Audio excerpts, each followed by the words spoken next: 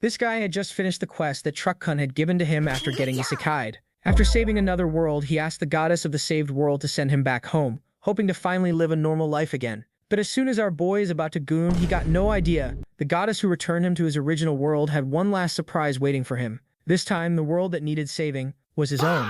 After 20 brutal years in another world, the hero Lee Hyun-sok faces the final battle against the demon king of this so-called world. His allies in name only are already on their last legs, but they are far from his only problem. Weary yet unbroken, Lee stands ready to end it all. He unleashes his signature technique, the Paradox Flame, a strange fire that erupts and consumes the beast not from the outside but from within. His flame doesn't burn oxygen, it burns abstract concepts, nullifying the monster's regeneration entirely. With its dying breath, the beast plays its last card, revealing that Lee's own companions have only been waiting for him to die. But in a chilling reply, the hero admits he already knew. He calls out the saints, whose feigned love was merely a ploy to lower his guard, revealing that he has been aware of their murderous intentions for the past 5 years. When the dying monster asks why he bothered saving a world that betrayed him, his reason is simple: he only ever wanted to go home. His 20 years were spent in a brutal world with no compassion, a world where saving a child from monsters was treated as a sin to be punished by the church. Now, with the battle finally won, he ignores his treacherous allies and demands his reward from the heavens. The goddess who once summoned him descends, offering glory and power, but Lee wants only one thing: for her to keep her promise and send him back to Earth. He drops his weapon, casting aside 2 decades of hard-won power for a single chance to return home. The goddess warns him that his original body is gone. He will be reborn into the life of someone else, a person fated for a wretched end. He accepts without hesitation, believing no fate could be worse than the hell he has just escaped. He awakens in a new, younger body, finally back in his own world. After 20 years of suffering, the simple taste of fried chicken is enough to bring him to tears. Lying down in his new room, he believes his long nightmare is finally over. But 20 years have also passed on Earth, and outside his window, an ominous pillar of light appears. He didn't just escape one hell, he has come home to another.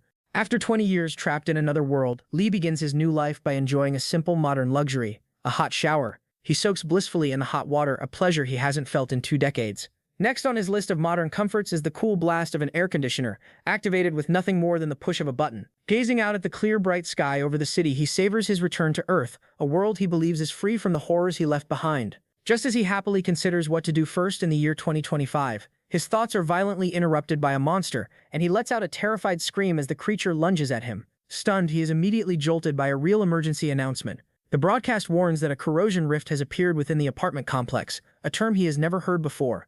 As the announcement orders all residents to evacuate to the underground shelter, Lee, now living as Chan-sok, is left utterly confused about what is happening to his world. Lee, in his confusion, turns to terror as his apartment window is suddenly swarmed by a horde of eerie masked monsters. One of the creatures wastes no time, trying to shatter the glass with its sharp, powerful claws. A ladder slowly descends into the room, and reacting on pure instinct, Chan bolts toward it. He flees down the hallway, bewildered by the strange, ape-like creatures relentlessly chasing him, wondering all the while what has happened to Earth during his long absence. He makes a narrow escape from the pursuing horde by climbing through a broken window in the stairwell. Catching his breath, he believes he has finally shaken off the monstrous pursuers, but his relief is cut short when he discovers he isn't alone. He spots a small boy who seems completely unfazed by the chaos, and tries to warn the child to get to the shelter, but the boy simply asks if he's seen where the monster went. With unnerving confidence, the young kid declares his intention to kill the monster, and casually asks Chan if he wants to join. Chan is left speechless as the boy explains that Earth has been plagued by these rifts and monsters for the past 13 years. Since the young kid refuses to hide in the shelter, Chan reluctantly finds himself tagging along with the monster-hunting boy. Still processing the shocking news, Chan tries to get a clearer picture of the world he's returned to. The young kid confirms that corrosion rifts are mysterious portals that spit out monsters, and that no one knows when or where they will appear next. Furious, Chan realizes he went through hell just to return to Earth, only to find it has become a hell of its own, and he silently blames the goddess who sent him back.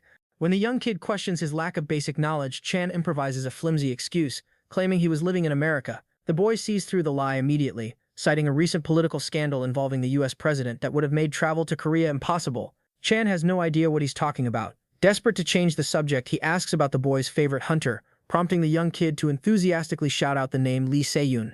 The young kid proudly explains that Lee Se-yoon is the 10th-ranked hunter in the world and is currently dealing with a rift. While Chan mentally congratulates himself on the successful distraction, he's left to ponder the unbelievable reality that ordinary humans are now fighting monsters, a situation eerily similar to the world he just escaped. Our story properly begins with this battle-hardened man, newly returned to Earth, admiring a hunter's cool great sword. The young kid excitedly tries to show him a video of the famous hunter Lee Se-yoon, but is suddenly silenced. Chan's demeanor shifts instantly as he senses danger and he curses under his breath. While the young kid looks on in confusion, the source of the danger reveals itself, a horde of grotesque monsters creeping into their hiding spot. With a calm, practiced eye, Chan quickly assesses the threat, counting 5 visible monsters and a 6th hiding just out of view. He notes that his current body possesses above-average strength, and that fighting multiple enemies is familiar territory. His main concern shifts to the terrified boy, whose earlier bravado has completely evaporated in the face of real monsters. Without a proper weapon, he coolly considers his options. He's surprised to feel a familiar energy in the air, realizing with a jolt that it's mana just like in the world he left behind.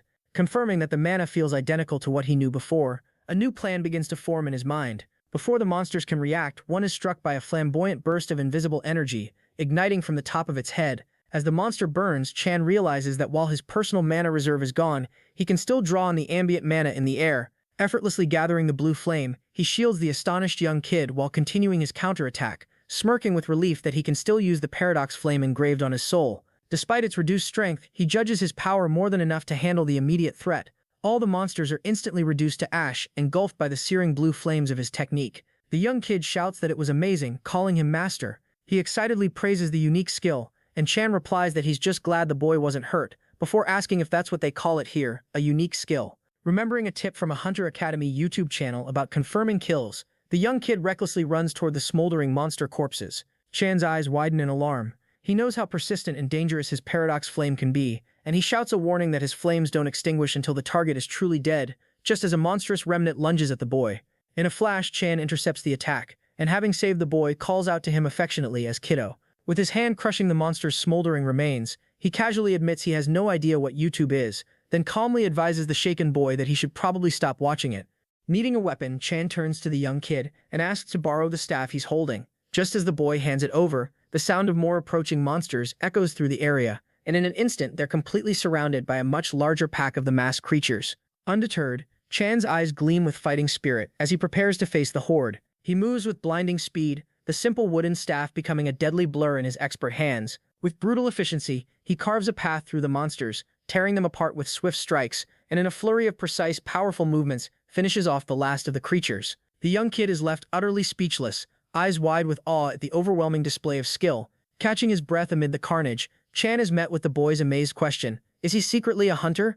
He stares down at the blood-soaked floor, disgusted that even after returning to Earth, he can't escape the stench of battle. Frustrated, he recalls the hell he endured, just to earn a moment of peace, a wish that's already been denied. He grimly concludes that if this is what Earth has become, it's no different from the war-torn world he fought so hard to leave. The sound of a commotion from a larger area of the shelter draws their attention. Emerging into a crowd of survivors, Chan jokingly asks the young kid if grade schoolers are now called little brats. A panicked woman suddenly spots the pair and cries out the boy's name in relief, and it's revealed to us for the first time that the kid's name is Yun Sung. Yun Sung's mother rushes to her son, profusely thanking the stranger for saving him. Observing her designer clothes and luxury earrings, Chan realizes the boy comes from a wealthy family. Suddenly, the survivors feel the shelter begin to crumble, sending a wave of panic through the crowd. A massive monstrous fist smashes through the reinforced wall with terrifying force. The wall gives way, debris explodes into the air, and panic ripples through the crowd as a colossal monster lets out a deafening screech, revealing a gaping maw filled with razor-sharp teeth. Everyone realizes the outer wall has been breached, and the crowd flees for their lives.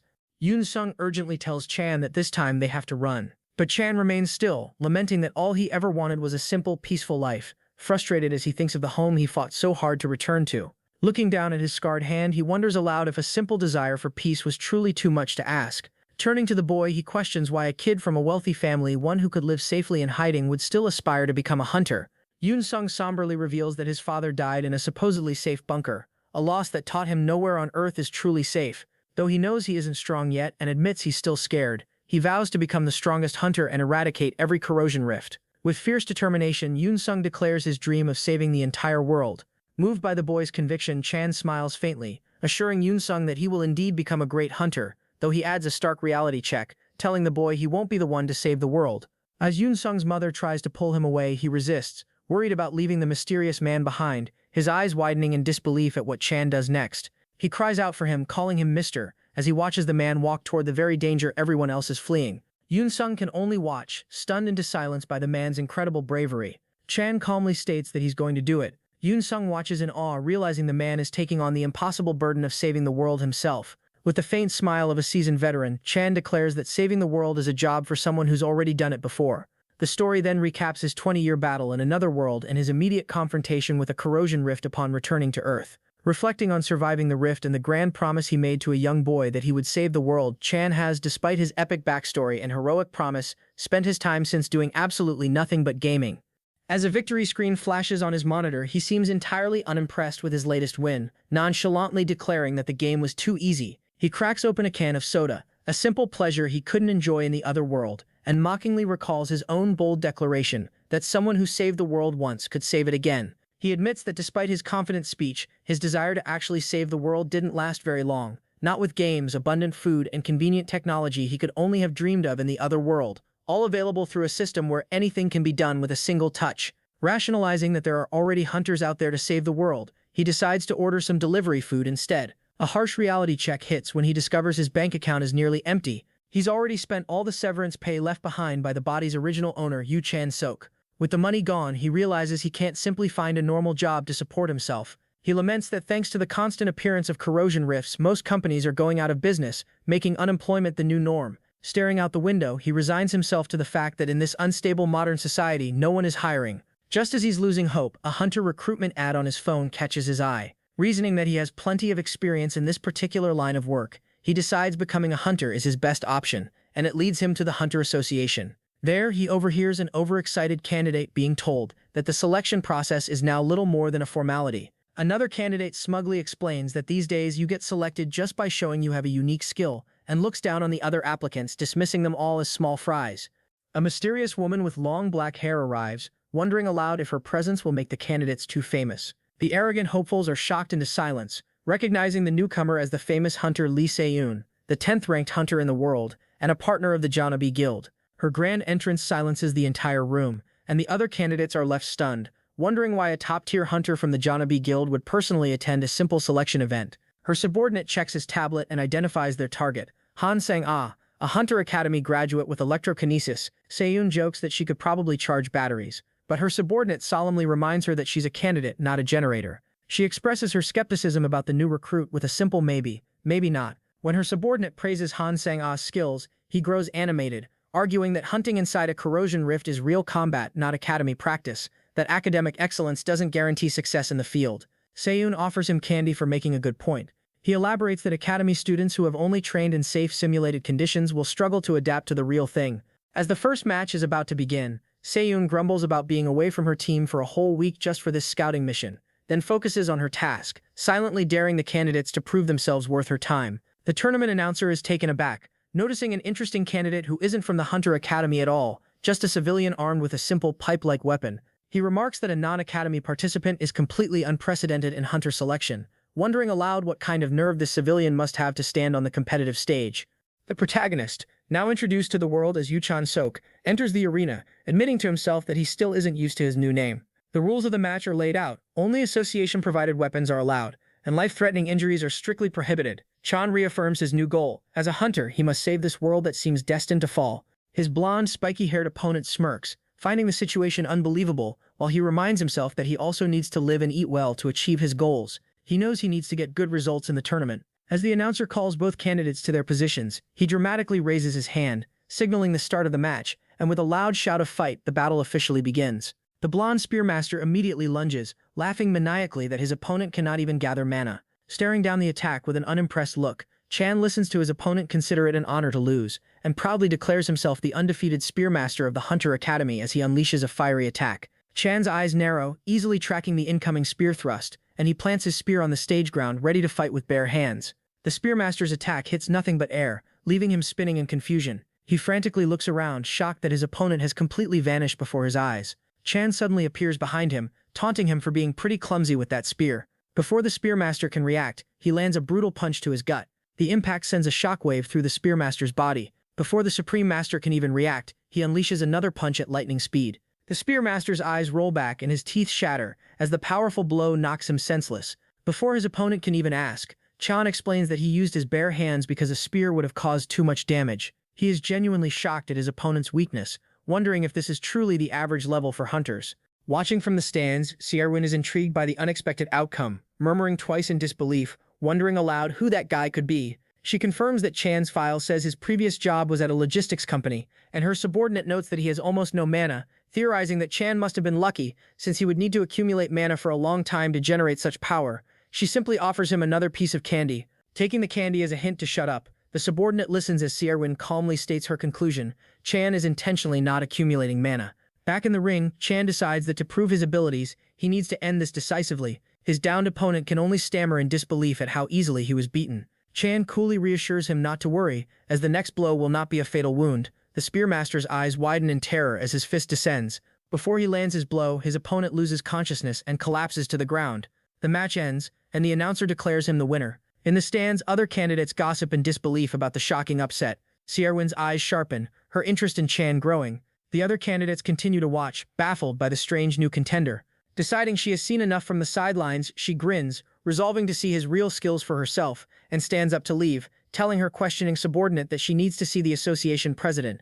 Chan continues to effortlessly defeat his opponents, internally complaining about how weak all these rookie hunters are. As he dispatches foe after foe, he wonders what on earth the Hunter Academy is teaching these fighters. Looking over the crowd of weaklings, he exasperatedly wonders if there is a single decent opponent in the entire tournament. A new challenger finally steps into the ring. The other candidates perk up, commenting on the new opponent's appearance and saying they will finally get to see a real fight. The announcer introduces the final candidate, Han Sang-ah, pitting the mysterious super rookie against the Academy's top graduate. He sizes up his new opponent, beginning his assessment, and acknowledges that Sang-ah has gathered the most mana out of anyone he has seen all day. Sang-ah confidently tells Chan his luck has run out, but he just sarcastically asks if that's a generic line they teach at the Academy. She assumes that because he only throws punches, he must not have a unique skill. Her eyes glow with power as she warns him that she will not go easy on him. He coolly thinks to himself that he does have a unique skill, but he is not using it because she would get seriously hurt. She readies herself for battle, letting out a determined breath. As the fight begins, she immediately uses her electrical power, drawing her electrified blade with incredible speed and unleashing her attack. As Chan watches intently, a massive wave of electrical energy shoots across the arena toward him. She is confident in her lightning-fast attack, but he effortlessly dodges by simply jumping straight up, letting the attack pass harmlessly beneath him. She is completely stunned, unable to believe he dodged a lightning attack with a simple jump. He finds her technique interesting, deducing that she created a railgun effect by magnetizing her sword and scabbard. Landing gracefully, he tells her that while her skills are the best so far, she missed the most important thing. In her focus on attacking quickly, she neglected to think about when to attack. His analysis reveals her mistake. To accelerate the sword draw, she laid down a visible magnetic rail in the air. He smirks, pointing out that no one but an idiot would get hit by an attack with such a telegraphed path. Furious at being called out, she tells him not to get cocky, and prepares to attack again. She lunges forward, declaring that she can beat him even without her special technique. He easily dodges again, calling her an idiot for thinking he would get hit by the slower attack. After dodging her fastest attack and rage, she pushes her power to its absolute limit, unleashing a chaotic storm of electrical energy that fills the arena. He realizes she is overdoing it, forcing herself to scrape together every last bit of mana she has, and knows that if she keeps this up, her body is going to be wrecked by the strain. Deciding the fight has gone on long enough, he tells her it was cool but that they should stop here. Much to her surprise, as he rushes in, he gives her a simple instruction: if it hurts, she should raise her left hand. He closes the distance in an instant and lands a devastating body punch in her gut. She gasps in pain, completely overwhelmed by the physical assault.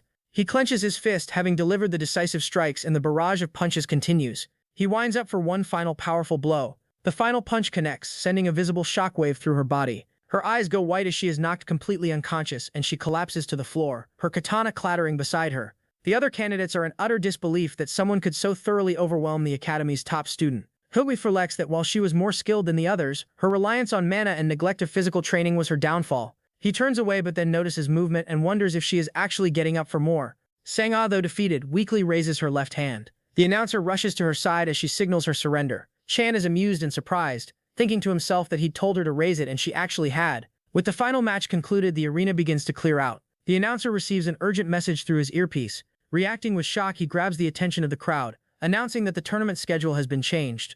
He tells the winner, Yu Chan-sok, to take a short break, leaving him confused, since he thought the tournament was over. The announcer reveals that Chan will now have a special fight against an active hunter, stunning the audience. Sucker Hyun's subordinates realize she went through with her plan, having gotten special permission from the association president for the match.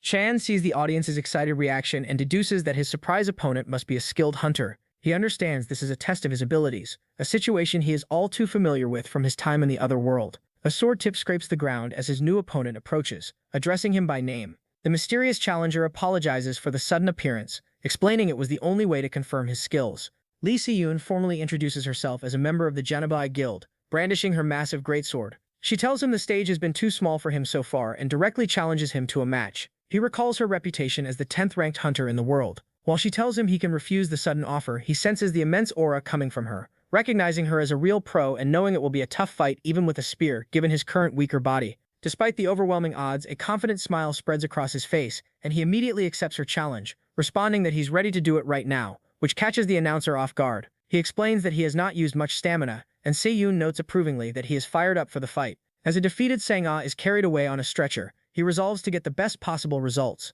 Knowing this fight is the key, he picks up one of the association-provided spears, believing she is the perfect opponent to test his limits. With a weapon in hand and a grin on his face, he readies himself for the real test, wondering if this is his chance to raise his value. The exhibition match begins with a flash, shocking the announcer and the audience. Sadis immediately goes on the offensive, swinging her massive blade with incredible force. Chan grits his teeth as he barely manages to parry the powerful blow with his spear, struggling under the immense pressure and unable to believe a woman's body can possess such overwhelming power, even as he manages to deflect her attack and push her back a little. He notes internally that his speed has dropped considerably since the fight started, and he is frustrated that while he can see openings, his current body lacks the physical ability to exploit them. She taunts him, admitting she's surprised he's lasted for 30 minutes when she only expected him to hold out for 5. She confidently strides toward the exhausted Chan, ready to end the prolonged fight. Promising to make it easy on him, she raises her great sword for a final decisive strike. He laments his lack of stored mana and how thin it is in the atmosphere. With no other choice, he reluctantly decides to unleash his trump card, the Paradox Flame. Se-yoon's eyes widen in surprise as he deftly dodges her attack, which pulverizes the ground where he stood just moments before. He lands gracefully, leaving a stunned Se-yoon to watch from a distance. Baffled, she questions how he could have dodged a swing that should have been impossible to avoid.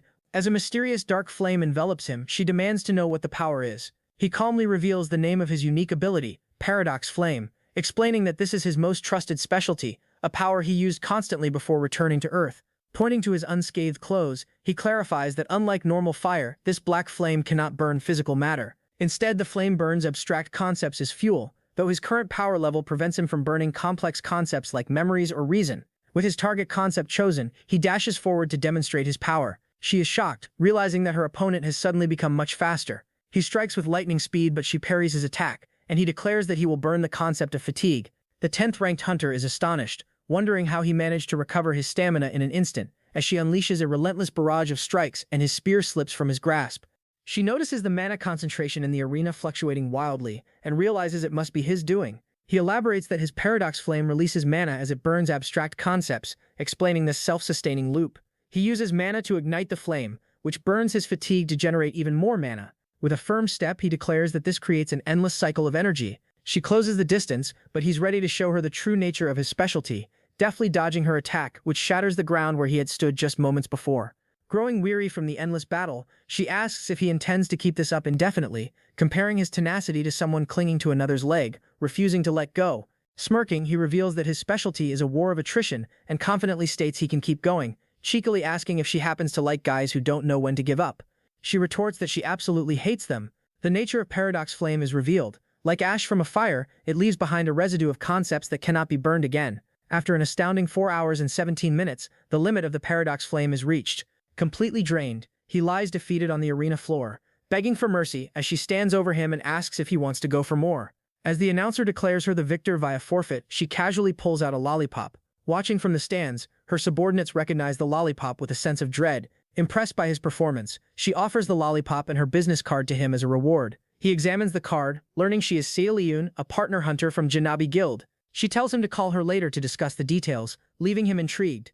The announcer officially concludes the hunter selection trials, calling the winner Chan onto the stage to receive his reward. While he ponders whether Jeonnabai is a hunter agency, he takes a mighty crunch out of the lollipop she gave him. Later, he marvels at the advanced technology of the smartphone that serves as his new hunter license, noting its various features. As he scrolls through the device, a voice calls out his name, interrupting his exploration. An intimidatingly large and muscular man approaches, complimenting him on looking better in person than on camera. Chan, noting the man must be over 2 m tall, asks who he is.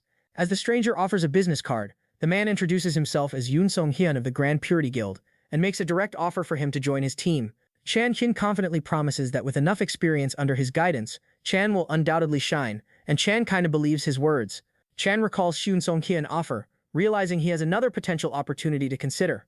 Remembering his prior engagement with her, he politely tells Shun-hyen that he needs more time to make a decision. Shan-hyen laughs, claiming he wasn't expecting an immediate answer. However, his friendly demeanor shifts as he places a heavy, imposing hand on Chan's shoulder.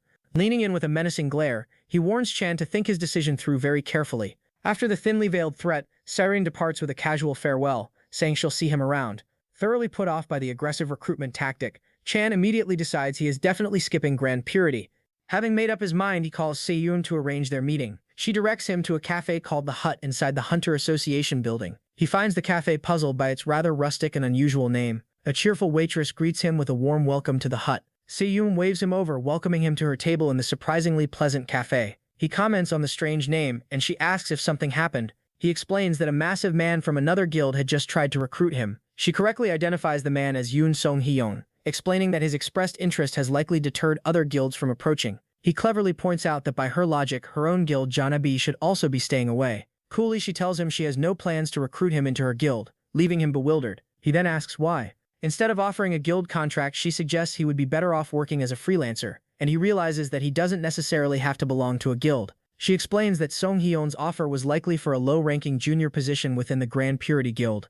Unfamiliar with the terminology, he asks her to explain the different hunter ranks. She confirms that's right, adding that he clearly wasn't from the Hunter Academy. She lays out the standard guild hierarchy, which is divided into 3 ranks: junior, senior, and partner. She illustrates the structure, showing how junior and senior hunters operate as salaried employees under the leadership of partner hunters. Partner hunters, she clarifies, function more like business owners, receiving a share of the guild's profits instead of a fixed salary. He astutely compares the guild model to a law firm, a comparison she confirms is accurate. Crucially, she informs him that one doesn't have to climb the corporate ladder to become a partner hunter. He quickly grasps the concept, understanding that if he becomes famous and achieves impressive results on his own, guilds will approach him directly with lucrative partner offers.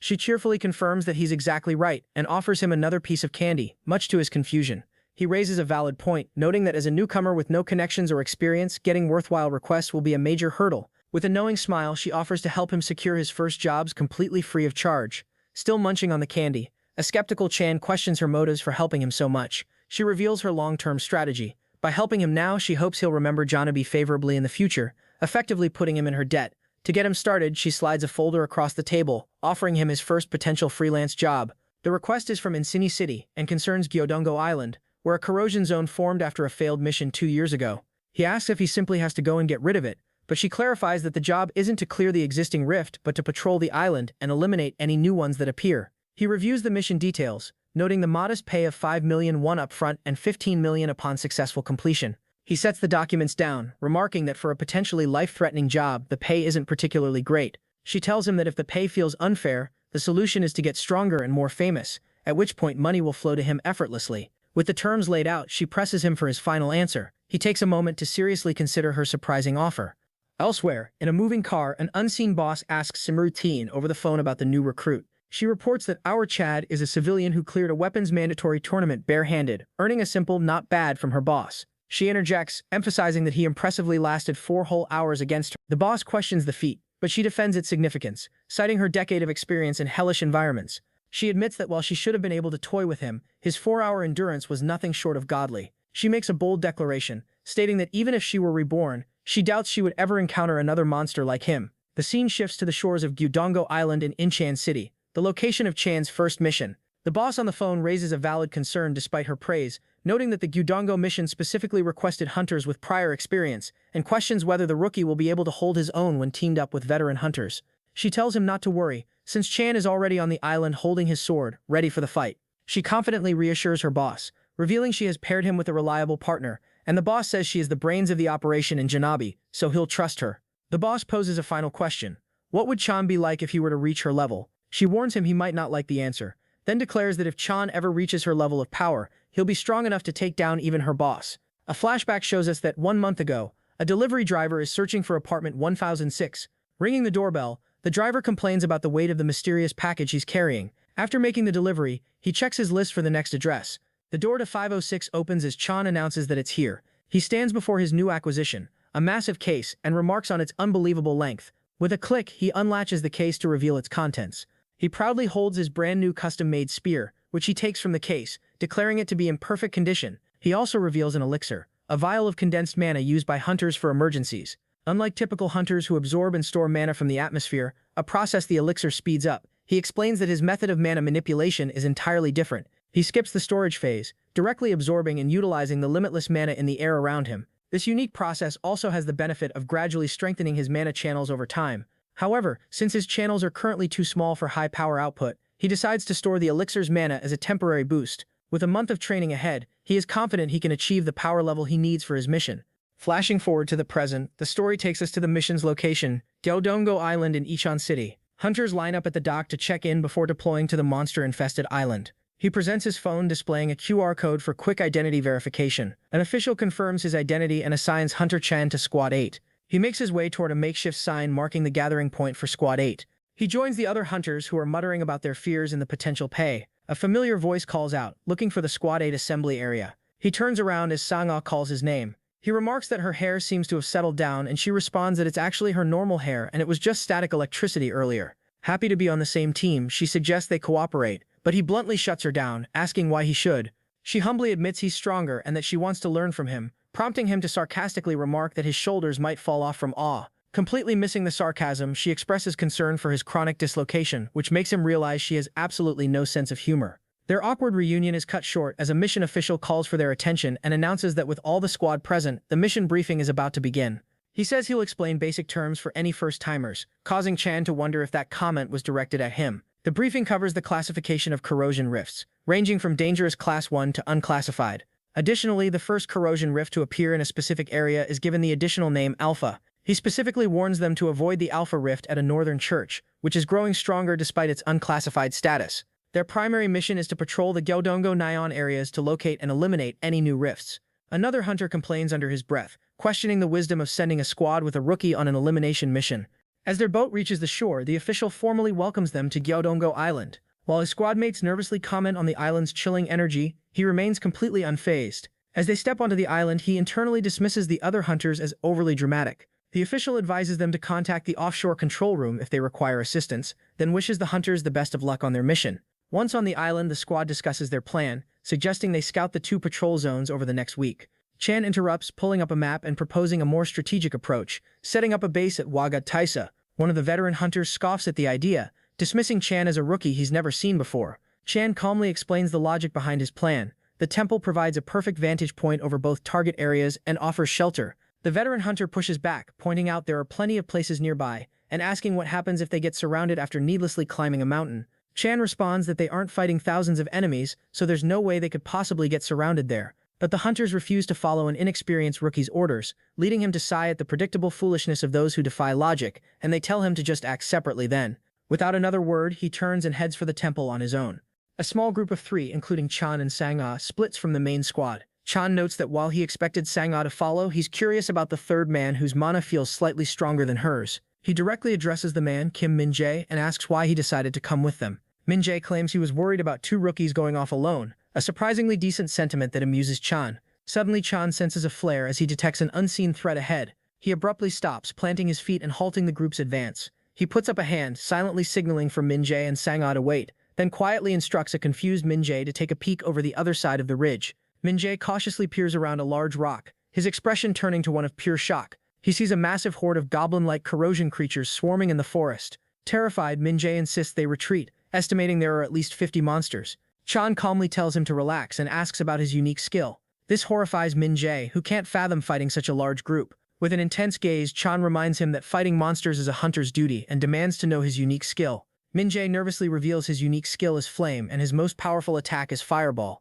Without hesitation, Chan formulates a plan and tells a stunned Min-jae to prepare to attack on his signal. Sang-ah asks what she should do.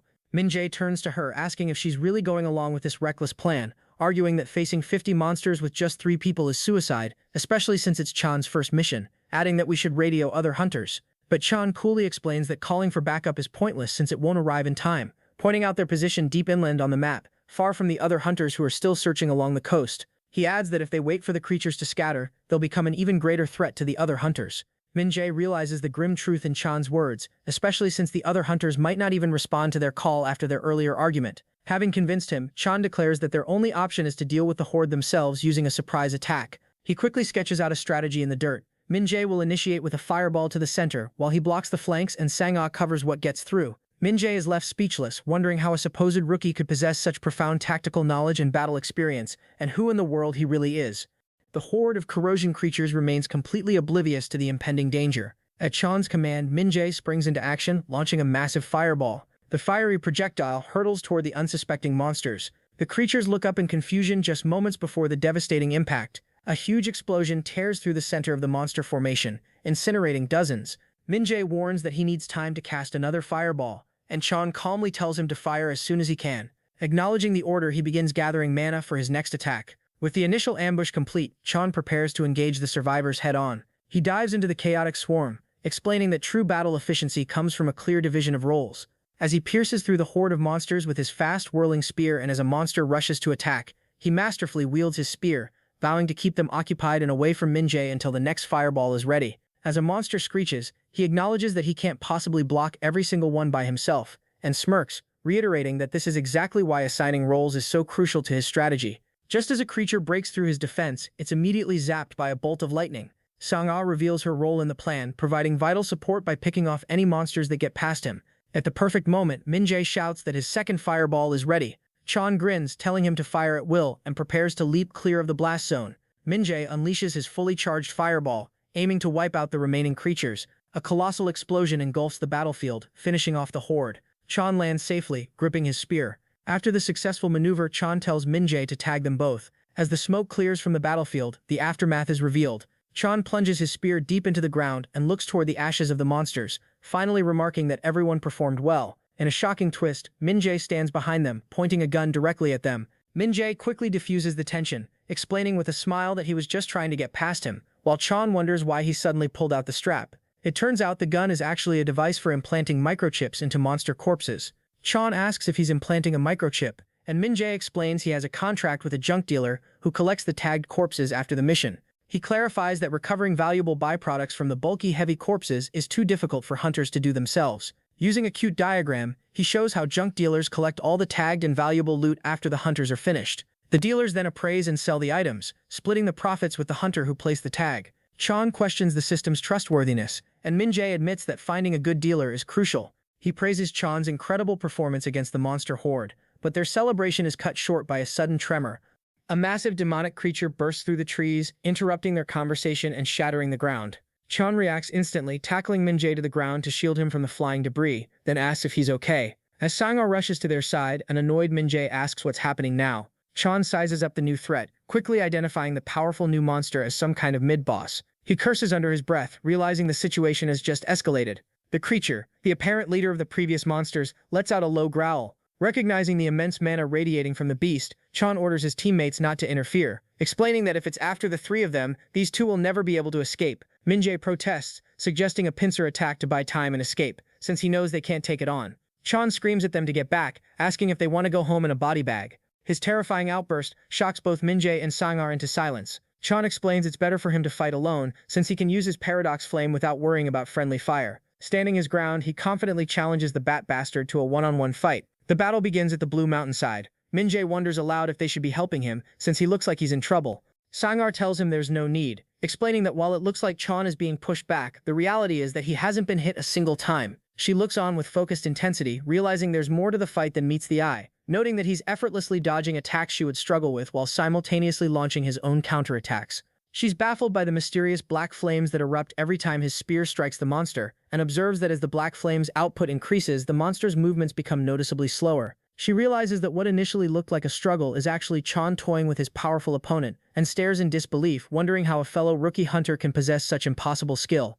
Chan deftly sidesteps another powerful blow from the monster, continuing to weave through its attacks with superhuman agility. In a surprising move, he tosses his spear high into the air. Min-jae and Sang-ah watch in shock as Chan, now disarmed, faces the monster. Sang-ah screams for him to watch out as the monster lunges at him. The monster closes in, its massive jaws ready to snap him in two, but Chan remains perfectly calm as the creature's body begins to burn in flames. The mid-boss crashes to the ground, its strength completely drained by the paradox flame. As his spear falls back to the ground and pierces the monster's body, he is surprised that it can still move even after he burned away all its strength, and declares with a determined glint in his eye that he'll finish it off for good.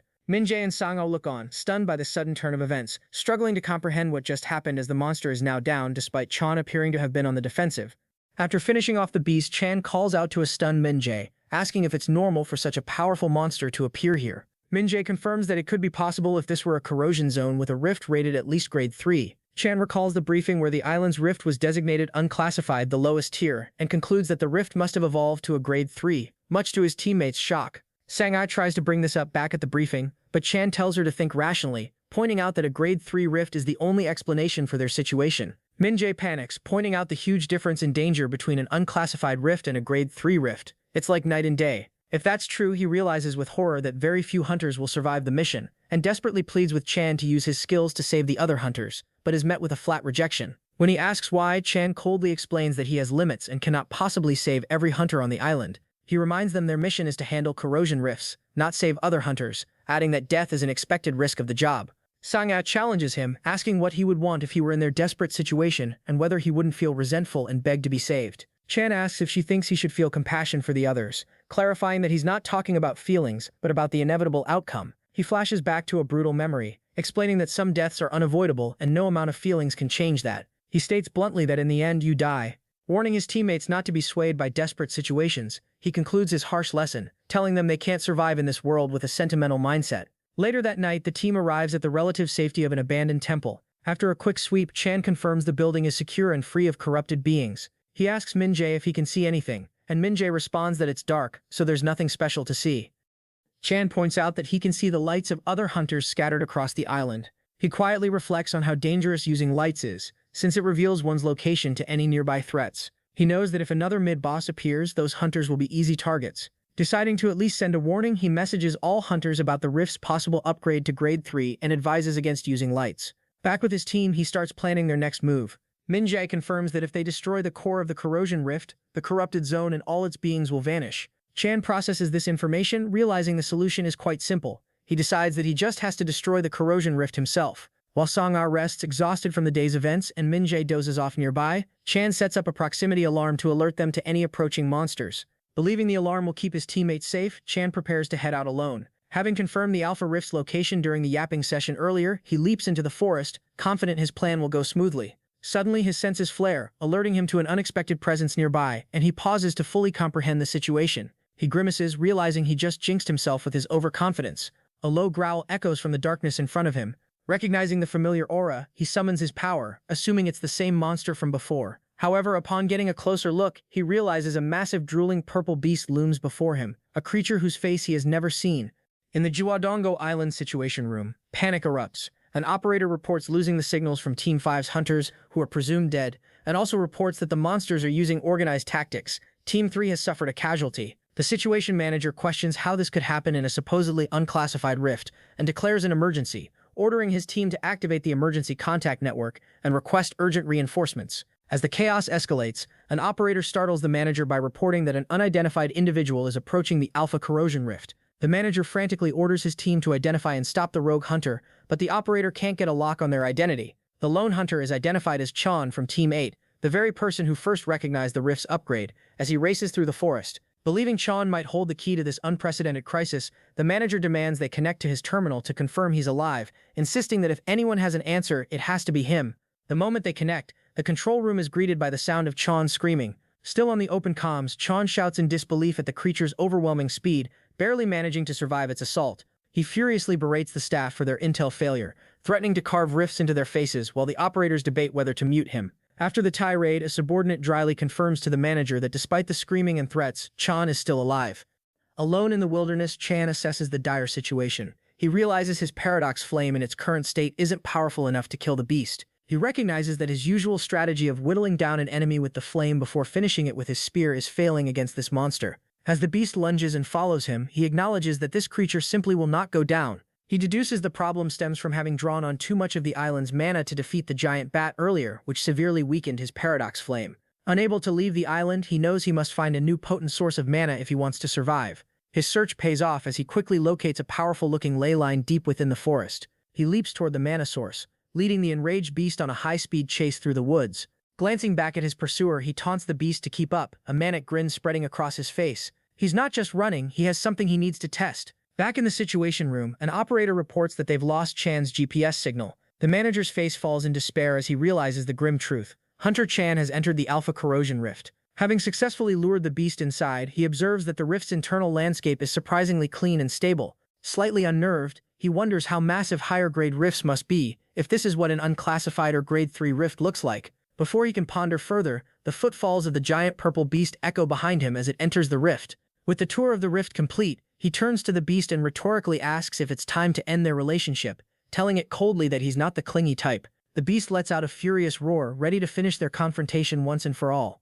Chan prepares to unleash his trump card, contemplating a major drawback of his Paradox Flame skill. He reflects on its dangerous flaw. The flame spreads to every living being around him, with the sole exception of himself, and even if it strikes an ally, if he loses control, the ability becomes completely unusable. But for now, that's a risk he's willing to take. He dodges the beast's attack, positioning himself for a counter, and summons the raw purple-black energy of the Paradox Flame into his hand before unleashing it onto the monster's body.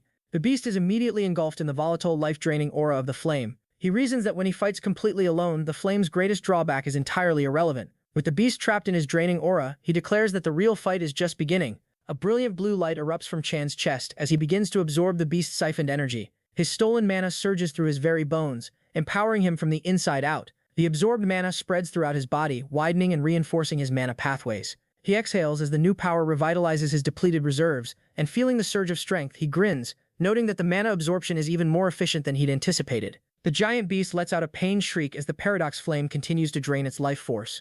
Suddenly, a strange energy pulse emanates from the beast, and Chan immediately understands the beast's desperate gambit. It's calling for backup. Just as he predicted, a horde of winged monsters identical to the ones from before materializes within the rift.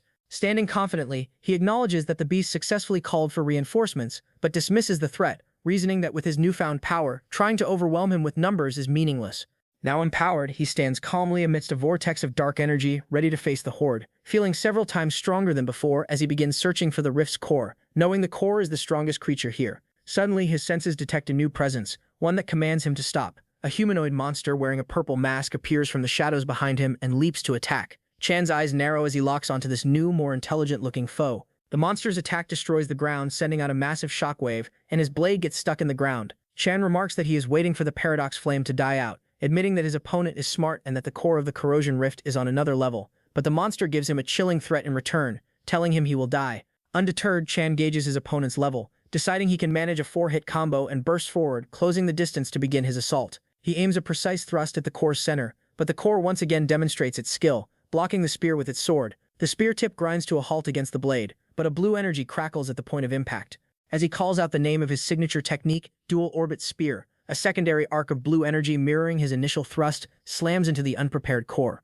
Caught off guard by the delayed second strike, the core can only watch as the attack connects. The technique generates a blue trajectory that perfectly mimics his first strike, repeating it up to 4 times if he attacks in sync with the trajectory. It's just a simple multi-hit combo. He poses a tactical question to himself. What happens if the blue trajectory's attack is delayed by a single beat? The delayed echo creates a tricky 2-part pincer move that is incredibly difficult to dodge, and faced with a pincer attack unfolding with a time lag, the opponent is forced into a mistake, leaving them wide open. Exploiting the opening with his strategy successful, he declares the fight over.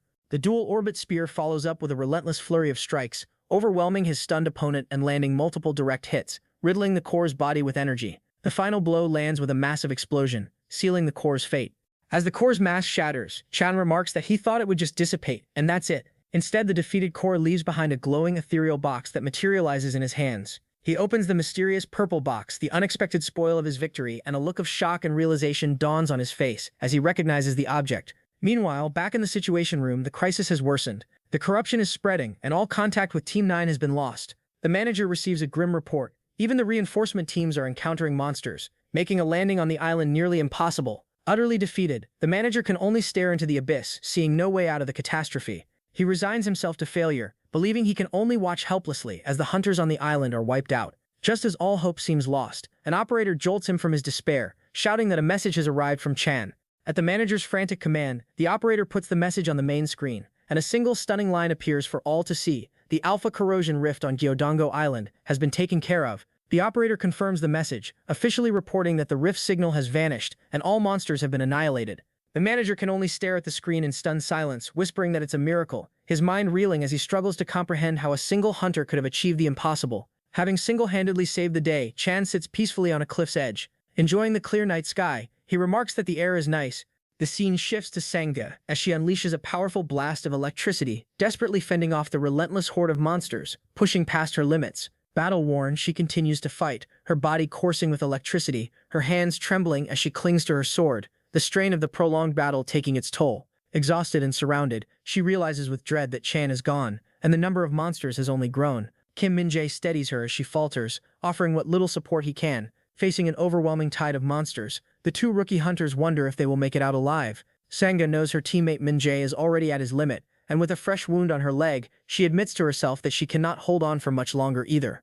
A monster lunges, screeching as it closes in for the kill. She tries to muster her last bit of strength for a final desperate attack, but her body betrays her and she stumbles at the critical moment. Her legs finally give out, leaving her completely vulnerable. Min-jae screams Sangha's name in terror, as a monster lunges at his defenseless partner, his eyes widening as he braces himself for the inevitable. Suddenly, under the pale moonlight, a strange silence falls over the battlefield. Sangha looks up in confusion, sensing the abrupt change. Min-jae is stunned to see the entire monster horde has vanished into thin air.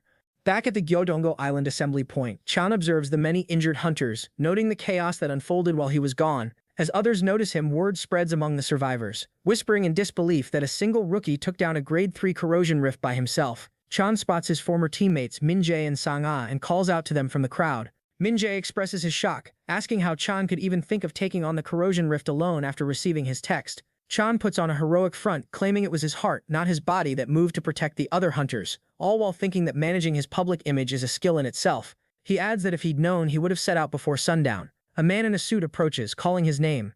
The official introduces himself as Bayan Jong-tae, a branch manager from the Korea Operating Corporation. Chan confirms he is the one who was summoned and coolly asks what the man wants. Jong-tae informs him that the mayor would like to see him, gesturing toward a large government building. Arriving at the location, Chan grumbles to himself about older people ordering him around, but decides to go along with it, realizing it is a good opportunity to negotiate a bonus for clearing a grade 3 rift, something his contract did not cover. Another official greets Chan as he arrives in the pouring rain. The man introduces himself as Lee Pil-jae, the communications and liaison officer. He leads Chan inside, explaining that the mayor was shocked by the report from the island and is eager to meet him. Chan brushes off the urgency, saying his deed was not that impressive, but Pil-jae insists the mayor canceled his entire morning schedule and heaps praise on him, comparing his feat to that of the legendary first hunter, the great pioneer. Chan thinks to himself that he supposes not, since he found it tough to handle alone, and internally wonders if the real monster is this pioneer figure.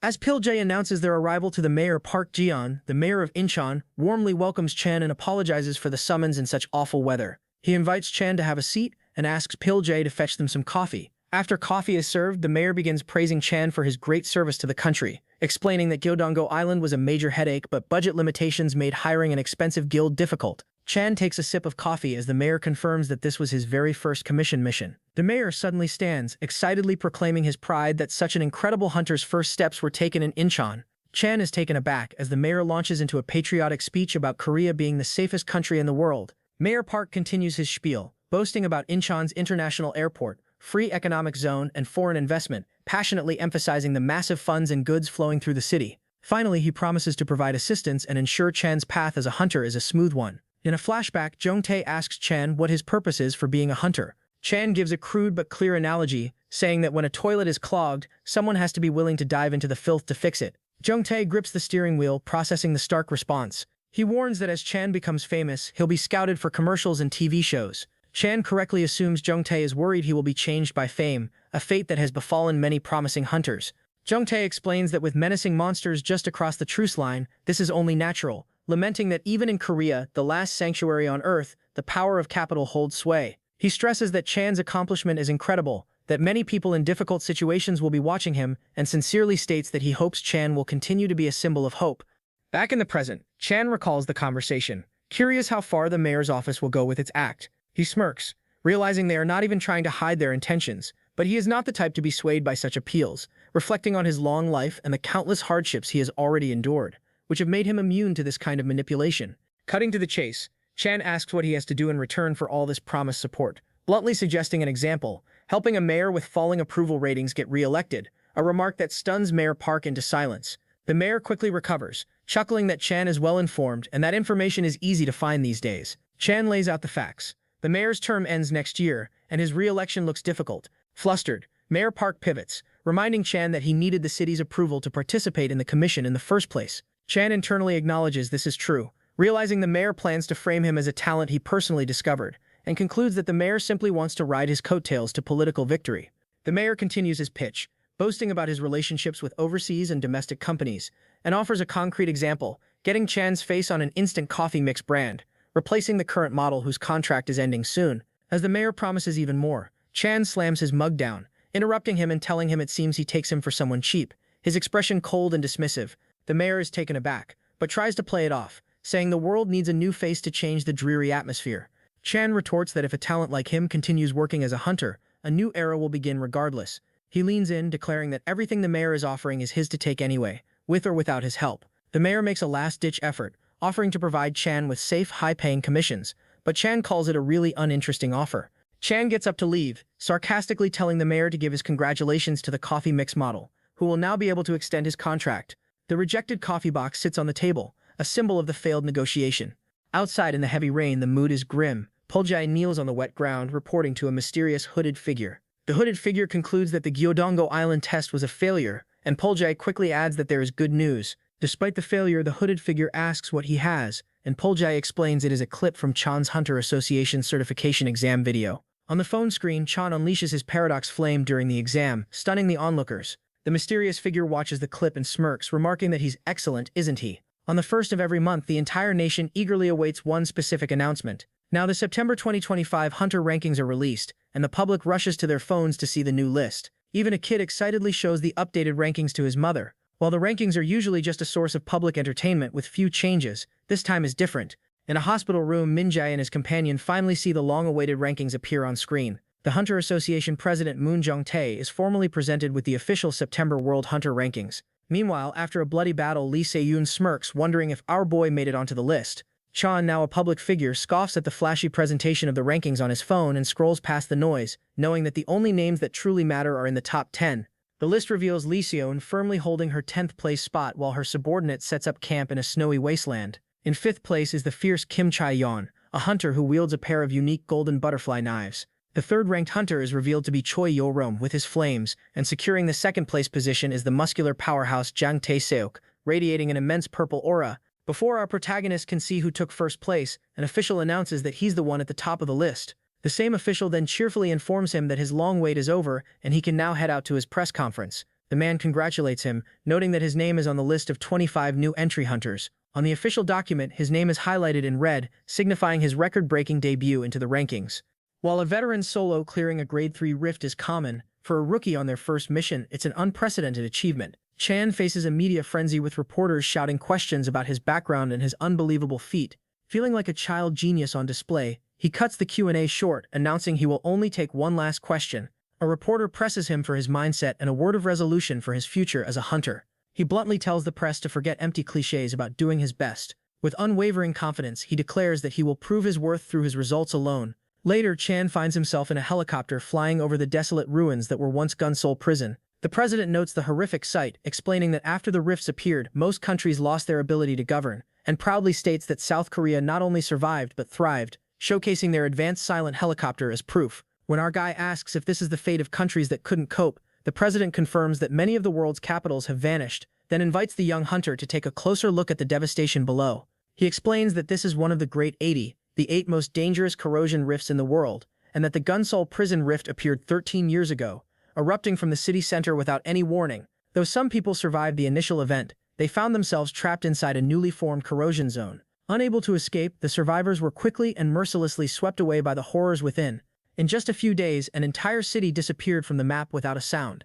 After that, he explains that while nations appear stable on the surface, the power of their central governments has been severely weakened. Having absorbed the history lesson, Chan cuts to the chase, demanding to know why the president brought him here. The president then reveals that Yoon Seon-haeon of the Taebaek Guild visited him, annoyed that the rookie had refused to join them. Our guy vividly recalls the intimidating presence of the big guy who tried to forcefully recruit him, and he's stunned to learn that the man had the audacity to ask the president for his personal whereabouts. The president assures him the information wasn't shared, but warns that the Taebaek Guild's survival of the fittest ethos means they might try to subdue him by force. Our guy acknowledges the troublesome situation, admitting that at his current level he'd struggle to beat him in a contest of brute strength. The president correctly deduces that our protagonist prefers to operate on his own terms rather than belong to a guild, and advises him that the best way to block the Tibet Guild's approach is to raise his own standing by taking on major missions directly from him. Immediately sensing a motive, he bluntly asks what the president wants in return for this special treatment. The president shrewdly replies that all he wants is for the young man to remember the simple fact that he was the one who helped him. Seeing it as a good opportunity to build his reputation, he accepts the deal and takes the mission file. The mission is to escort a cargo ship from Busan to Nanning City, a difficult task due to the numerous corrosion zones along the route. However, upon reading the manifest, he's baffled to find roll keys, high-end porcelain, and a luxury sedan listed as daily necessities.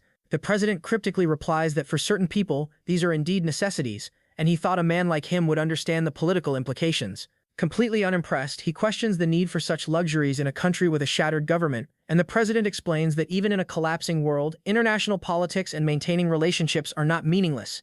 Realizing the mission is just a political errand to grease the wheels, our guy unbuckles his seatbelt and flatly declines. A startled president protests, insisting that the Korean government considers the matter extremely important, but he remains unmoved, stating it would be foolish for an individual like him to get entangled in the center of politics. The president's demeanor hardens as he condescendingly suggests the excessive attention has become a poison to the rookie hunter. In a shocking move, our guy casually tosses the mission documents out of the open helicopter door, leaving the president speechless. With a final look back, he coolly thanks him for the helicopter ride. The way our boy handled this situation is just badass. Then he declares that he'll swim to Seoul on his own, leaving a completely dumbfounded president in his wake. Without another word, he backflips out of the helicopter, plummeting towards the water below. The president can only stare in utter disbelief at the rookie's audacity, and as a massive splash erupts from the sea, he can only grumble to himself about the rebellious nature of kids these days. Later that evening, the scene shifts to the golden sunset over the bustling Icheon port. A lone port worker enjoying a quiet coffee break looks out over the water in confusion. Suddenly, a drenched and exhausted Chan hauls himself out of the water, gasping for breath. Just then, he shouts that he thought he was going to die, cursing whoever told them to threaten him like that. The worker, assuming the worst, calls out that he must have been through a lot, and caught off guard by the misplaced sympathy, Chan simply offers an awkward thanks.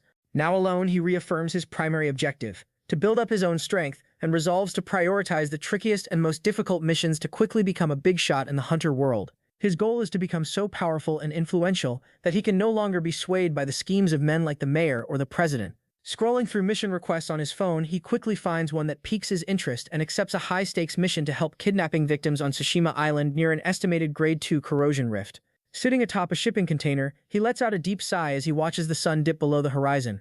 Drenched but resolute, he mentally prepares himself, knowing he's going to be very busy for a while. The mission briefing begins, detailing how on September 3rd, several fishermen setting out for jumbo shrimp season went missing. That day, the sea proved to be treacherous and far from ordinary, and it was discovered that corrosion creatures from a rift on Tsushima Island had ambushed the fishing boats, kidnapping the crew.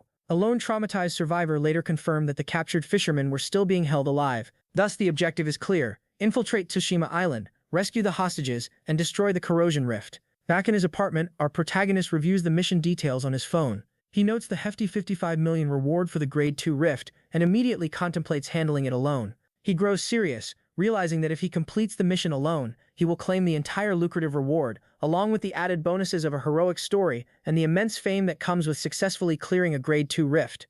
While he feels it's a worthy challenge, he also acknowledges the massive power gap between different grades of corrosion creatures. He recalls that a Grade 3 monster has the destructive power of a tank, while a Grade 2 creature is considered a natural disaster-level threat, and that for a Grade 1, an entire nation's military force is required just to take down a single one. Weighing the risks, he admits that while his Paradox Flame handled Grade 3 easily, a Grade 2 might require a useful teammate to deal with any variables, but he scoffs at the idea, knowing that truly powerful hunters wouldn't bother with a civilian rescue request.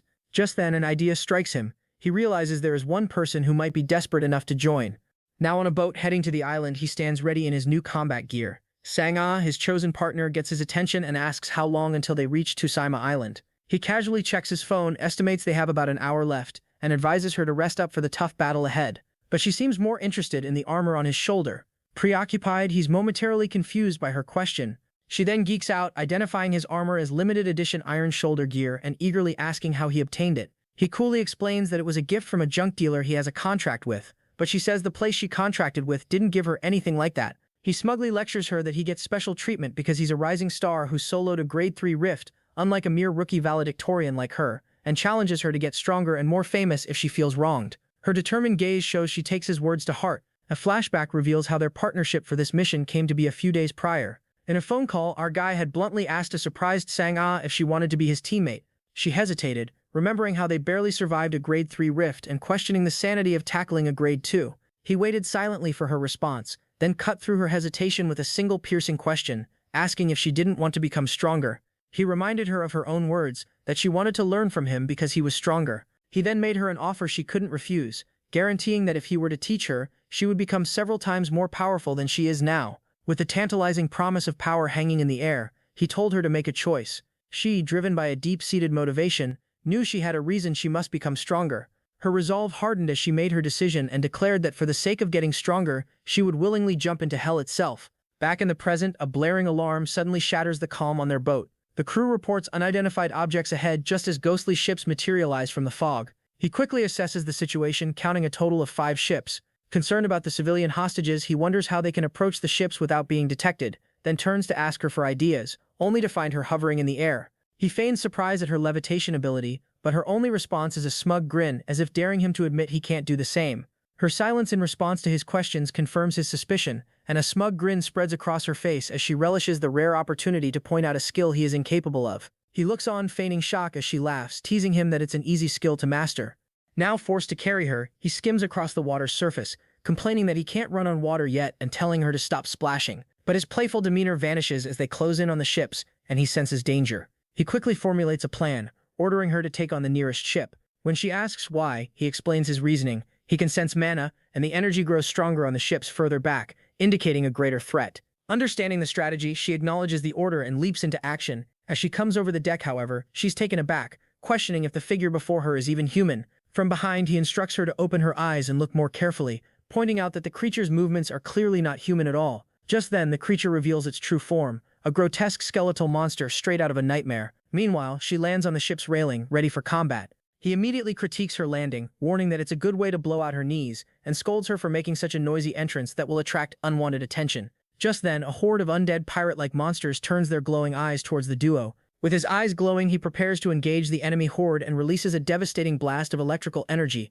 effortlessly clearing a path through them, which lets him quickly assess that the enemies are lowest tier grade 2, a manageable threat. His thoughts immediately turn to his partner, wondering how she will fare against this level of opponent, and he watches her fight, recognizing that she's already unleashing her full power. Realizing her inefficiency, he calls out her name to get her attention and shouts that she's using far too much mana and will be exhausted in no time. While she struggles, he warns that a much lower power output is all that's needed for these foes. His promise to teach her how to become stronger echoes in her mind.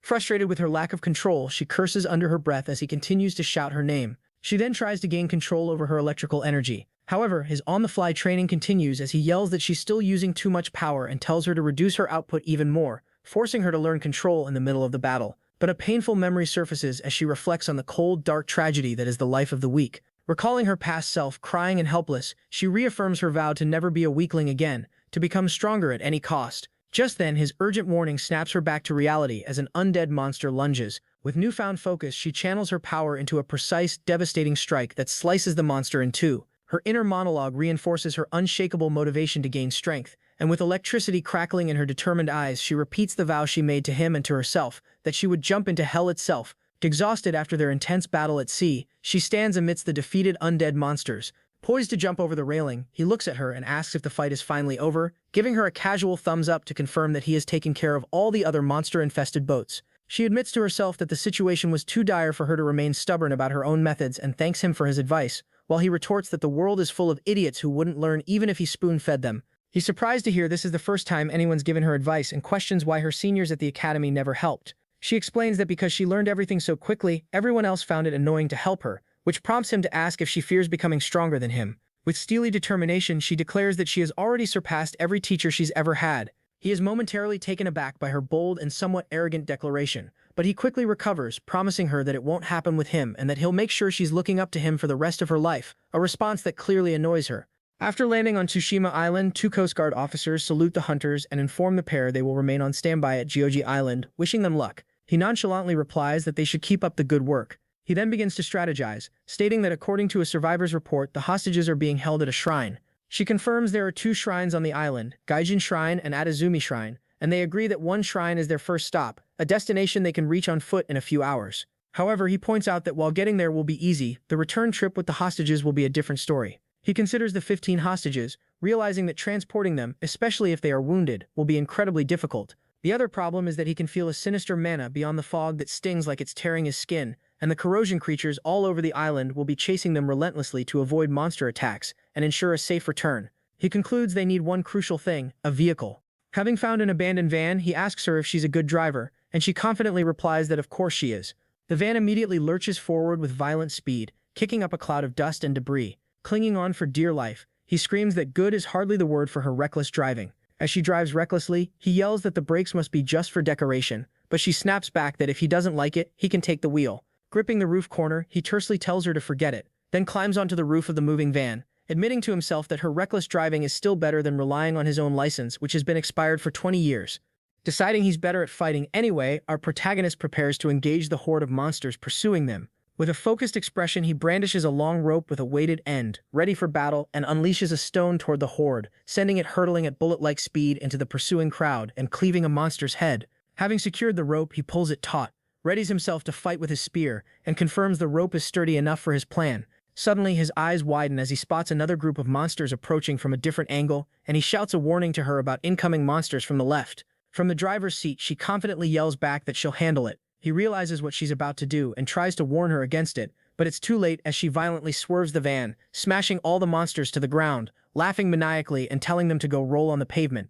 Watching her unhinged driving, he mutters to himself that maybe he should have driven after all. Their wild ride continues as they approach a long, steep flight of stairs leading up through the forest, and a massive horde of undead monsters chases them up the stairs, clawing at the back of the van.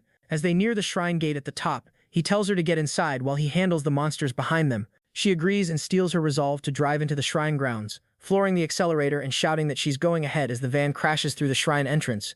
Meanwhile, he leaps off the back of the van, turning to face the relentless horde. His eyes glow with purple energy as he prepares to unleash his unique ability, activating his paradox flame and engulfing the stairs in a swirling vortex of purple and black energy. He reveals his simple but brilliant plan. He just needs to burn away the concept of friction from the stairs. The effect is immediate as the entire horde of monsters slips and tumbles helplessly back down the frictionless steps.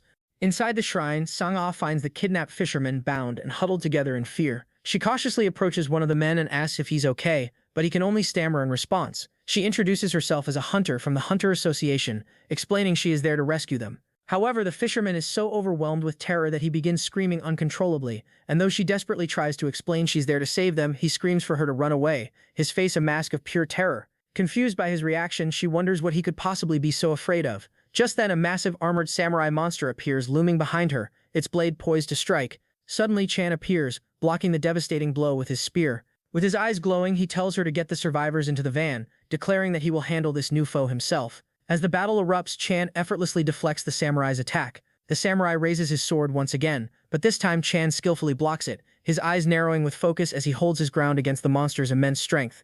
The samurai raises its sword again, preparing to bring down another devastating blow.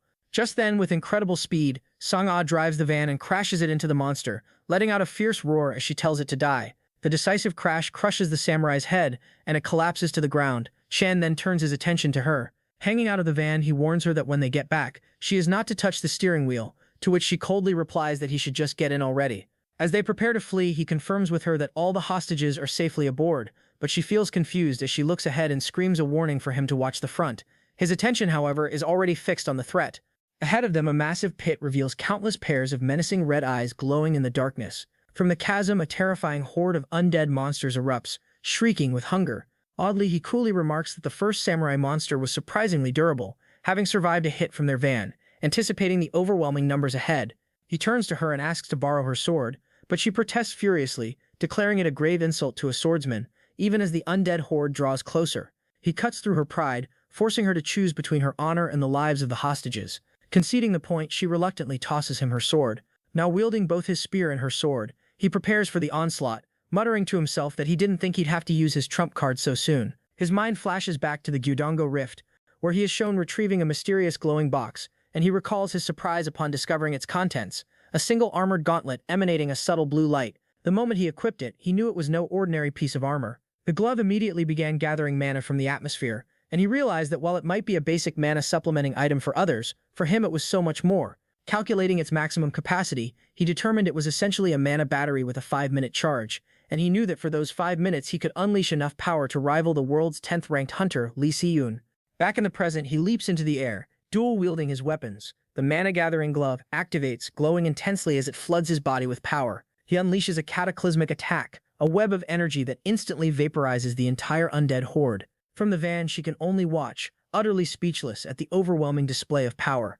Through the side mirror, she witnesses the aftermath, astounded that he eliminated so many monsters at once.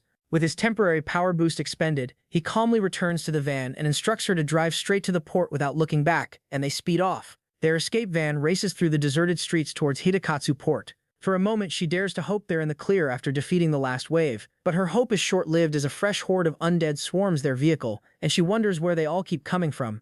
With the van at its limit, she suggests they get out and fight, but a calm Chan simply tells her to keep driving. She protests that the van can't take much more, just as a strange blue barrier begins to form around them. The magical barrier crackles with energy, repelling the monsters clawing at the van, and she is stunned as the undead are effortlessly thrown back by the invisible shield. Now protected, their battered van continues its flight towards the harbor. Looking back, she realizes the pursuing horde is being held back by some unseen force, and her eyes widen as she begins to understand what's happening. She spots a glowing magical symbol he must have drawn on a nearby building. He explains that it's a technique called protective formation geometry and simplifies the complex magic for her, calling it a drawing method that repels monsters. When she asks where he learned it, he casually replies it was in another world, adding that she couldn't learn it anyway. He then can't help but admire his own ever-improving skills, much to her annoyance. She asks if the geometry can repel any monster, to which he admits it has its limits, grimly revealing that it doesn't work on the real ones. Just as the old samurai monster walks right through the barrier unscathed, the imposing figure emanating a powerful aura growls about its duty to protect something sacred. Sang-ah is seized by a sudden terrifying chill as she senses the monster's immense power. Chan, however, recognizes the monster's ability as mind's eye and finds the atmosphere surprisingly non-threatening. She recalls the definition of the legendary skill, a sixth sense that predicts an opponent's every move, and trembles, questioning how a mere corpse can wield a technique that even seasoned masters find difficult to achieve. But he coolly reassures her that there's no need to be afraid, confidently dismissing legendary techniques like mind's eye as nothing more than simple tricks.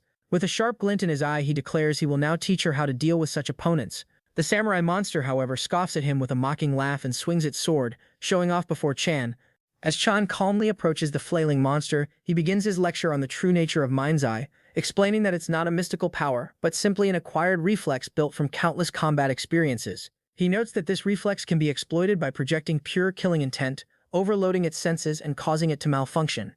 Sang-ah whispers the names of other so-called ultimate techniques, heart sword, state of selflessness, but he dismisses them all as mere illusions, so-called realms that are ultimately meaningless. He effortlessly reaches the monster and swings his spear before it can react, and with a single elegant sweep, completely shatters the armored samurai monster. As the monster crumbles into pieces behind him, he calmly asserts that such lofty techniques are in fact nothing special, warning that the very pursuit of enlightenment is a trap that causes fighters to set false limits on their own potential. The once fearsome wielder of a legendary skill now lies in a heap of broken armor. Chan declares that he has the right to make such a bold claim, explaining that he earned that right by paying with countless sacrifices to escape that very trap himself in his past life. He reflects that even though the monster was strong enough to survive being hit by their van, its ultimate move was pitiful against him.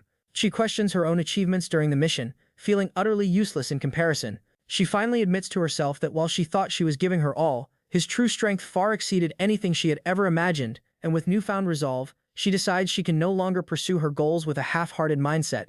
With her determination rekindled, she gazes at Chan, ready to commit fully. Gathering her courage, Sang-ah tells him that she has a favor to ask. With fire in her eyes, she looks him straight on and asks him to teach her for real. He feigns confusion, asking if he isn't already teaching her, but she clarifies that his previous advice isn't enough, specifying that she doesn't just want advice, she wants his direct hands-on guidance. She admits that compared to him, she's ridiculously weak, which is exactly why she's in such a hurry to get stronger. Intrigued by her desperation, he simply asks for her reason. Filled with rage, she declares her ultimate goal to end Club Shaddai with her own hands. An infographic explains that the Great 80s are the world's most dangerous rifts, and Club Shaddai is one of them, infamous for having swallowed the Himalayas in a single breath. To this, he remarks that her goal is a bit much, and correctly guesses her motivation is revenge. She confirms it, stating that she seeks revenge for her family. To sweeten the deal, she tells him she isn't asking for help for free and offers him a business card. He's stunned to see the card is for the KY Group, a massive corporation with a market capitalization of 257 trillion. Realizing she's from a prominent family, he listens as she explains she's given up on the succession competition. After that, he shrewdly deduces that if she achieves something great as a hunter, she might get dragged back into the family's power struggle, and so he asks what she truly wants from him. She makes her offer clear: she wants him to make her the best. In return, she will supply him with rare elixirs unavailable through normal channels, promising that with the elixir she provides, he too will be able to reach the realm of power he desires. But he internally scoffs, knowing she couldn't possibly comprehend the level he's already at. A flashback reveals his true self, the seasoned hero who reached the pinnacle of power long ago, and he reflects that his only reason for becoming stronger now is to return the world to how it was before the rifts appeared. Back in the present, he shakes her hand, sealing the deal, but states that he doesn't need any rare items. Instead of elixirs, he asks her for something simple, and they arrange to drive to a medical center. At the hospital, a doctor diligently takes notes on the rescued survivors. Chan and Sang-ah approach, inquiring about the 7 patients' recovery time. The doctor says that due to the survivors' poor nutrition, it will take at least a week before they can converse, and that he will notify them when they regain consciousness. Agreeing to let the patients rest, the two are about to leave.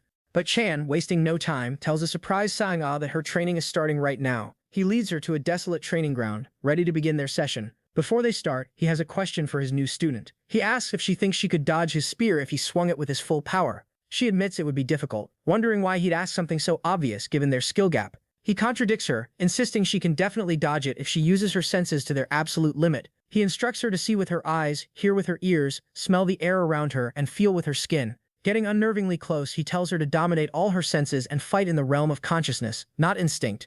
With the lesson over, he asks if she learned well. Just then, she suddenly tries to unsheath her sword, but before she can even process his words, he vanishes, leaving her wondering where he went. She desperately tries to locate him, focusing first on listening for any movement, but she's wrong to rely on that alone. He appears behind her instantly, his blade at her neck, and tells her she's too slow, explaining that in combat, senses must come before thought. Holding his spear to her, he advises her to simply accept what her senses tell her and move, warning that unmastered senses will only deceive her.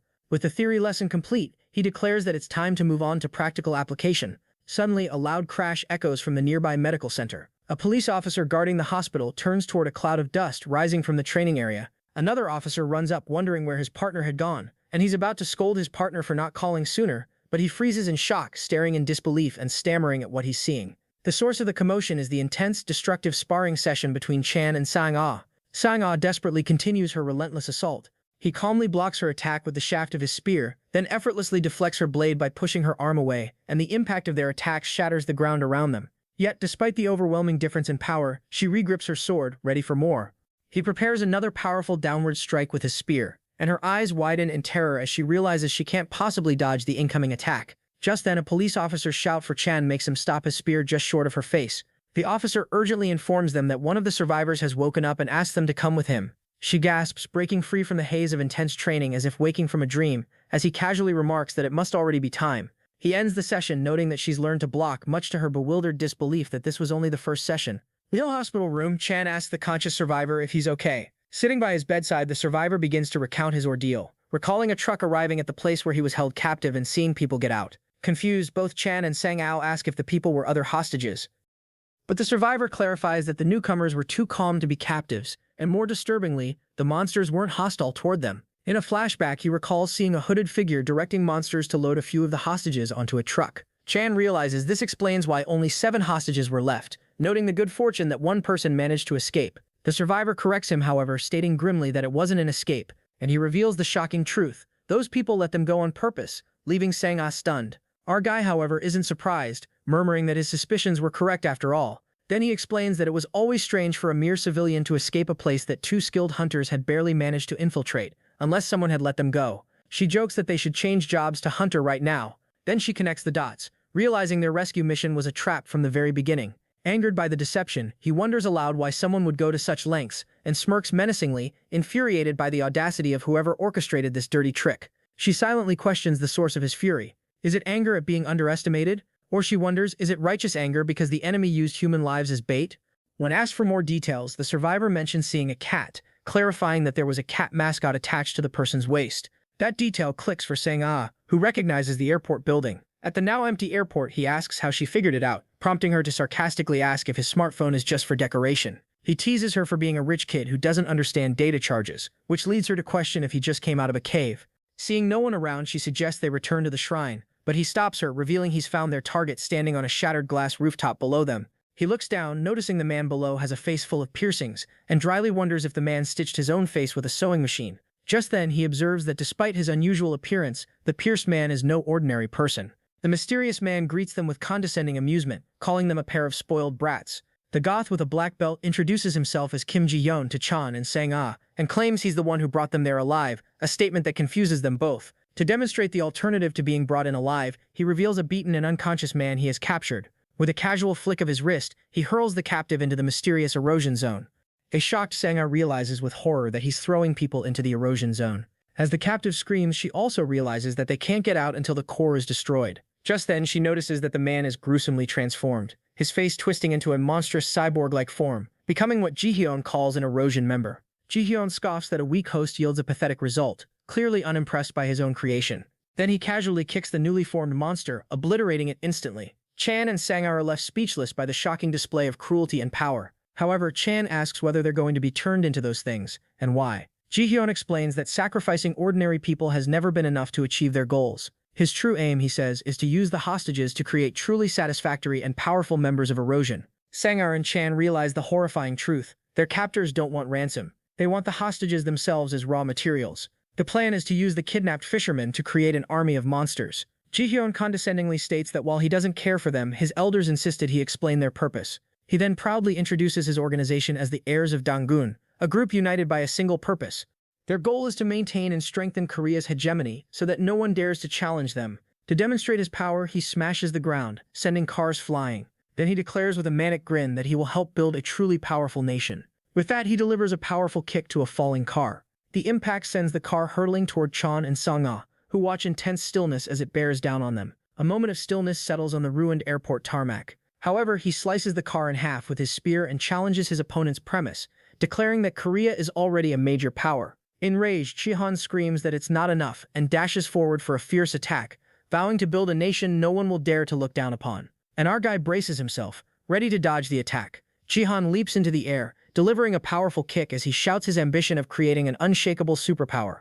He recounts the peninsula's history of being extorted for tribute and forced into humility, and brings up the ultimate humiliation of their sovereignty being stolen, all while Chan analyzes his opponent's taekwondo in surprising speed. Fueled by historical grievances, Jihan yells that they will pay back all who have wronged them. At that moment, Chan springs backward, narrowly evading the attack. As he lands safely, he admits to himself that his opponent's logic, though twisted, makes a certain kind of sense, while Sang-ah watches from the sidelines. But then our guy cuts to the heart of the matter, accusing him of having no intention of saving the world, to which Jigrin callously agrees. When our hero argues that lives are in danger, Jigrin retorts that it's Chan who doesn't understand the bigger picture. Our guy is intrigued, however, when Jigrin reveals his group has found a way to control the erosion zones. The revelation shocks him as he realizes this could change everything. He considers the implications. If they can control the zones, hunters would no longer have to risk their lives, so he feigns interest in cooperating, asking how much control they have, and even offering to hand over Sang-ah, much to her horror. Jigran, however, is suspicious and arrogantly asks why he should share such information. When Jigran claims they've achieved sufficient control, Chan immediately pounces on the wording, pointing out that it isn't full control, and calls him out as a fraud, accusing him of being all talk with no real proof, just like other thugs with noble-sounding goals. The taunt hits a nerve, and an infuriated Jigran screams at him to shut up before attacking again. Our guy narrowly dodges another ground-shattering kick. Catching his breath, he thinks to himself that he might have overdone the taunting. He reveals his stalling tactic was meant to buy time to recharge his mana.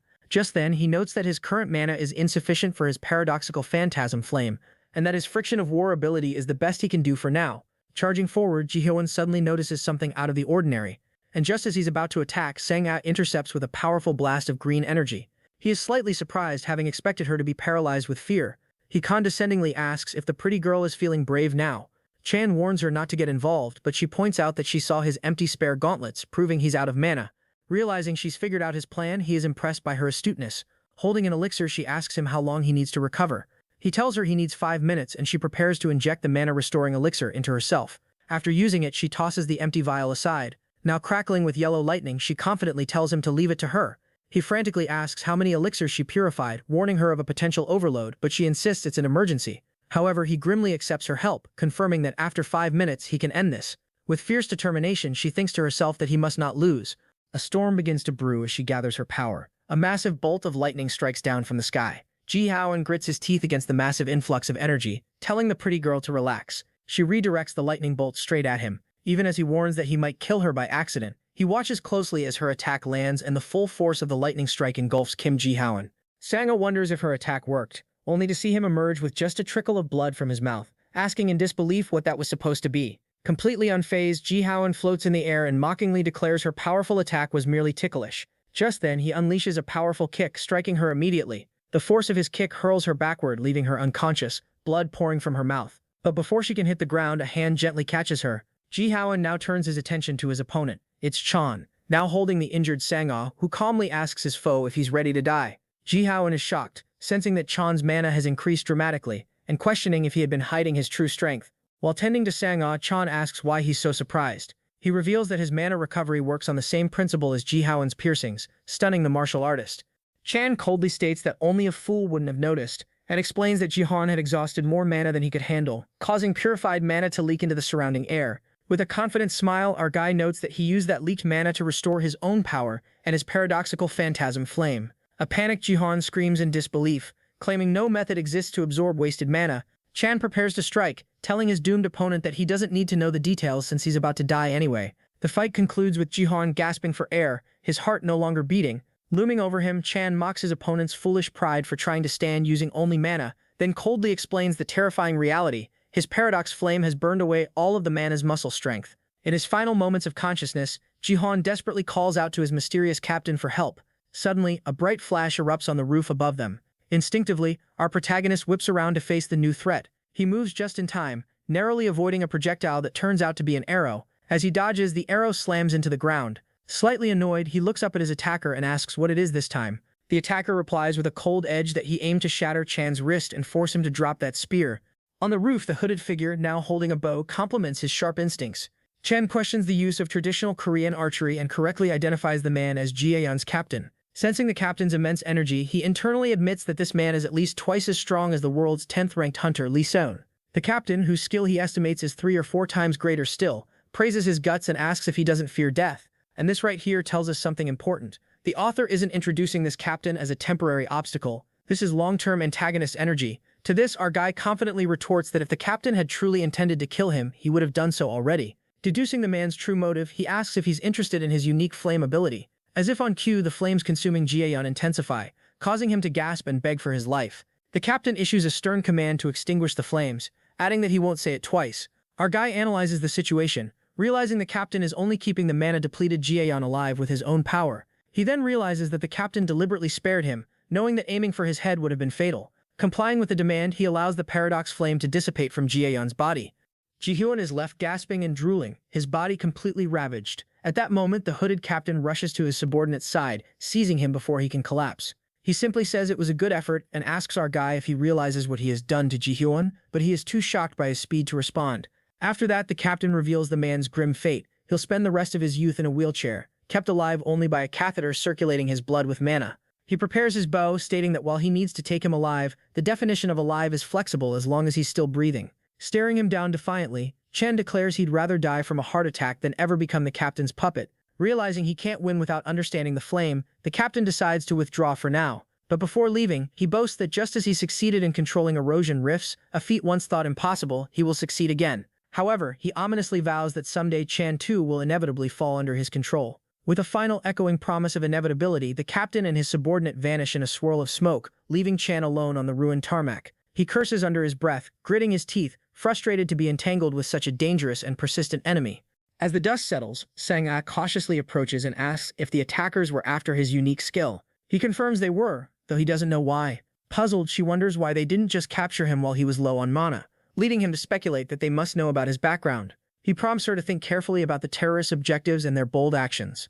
A jolt of realization hits her when he raises the question of political repercussions. Perhaps the Korean government wouldn't actually disapprove of what they've done. He then grimly confirms her suspicion, suggesting the group might even be receiving direct support from the government.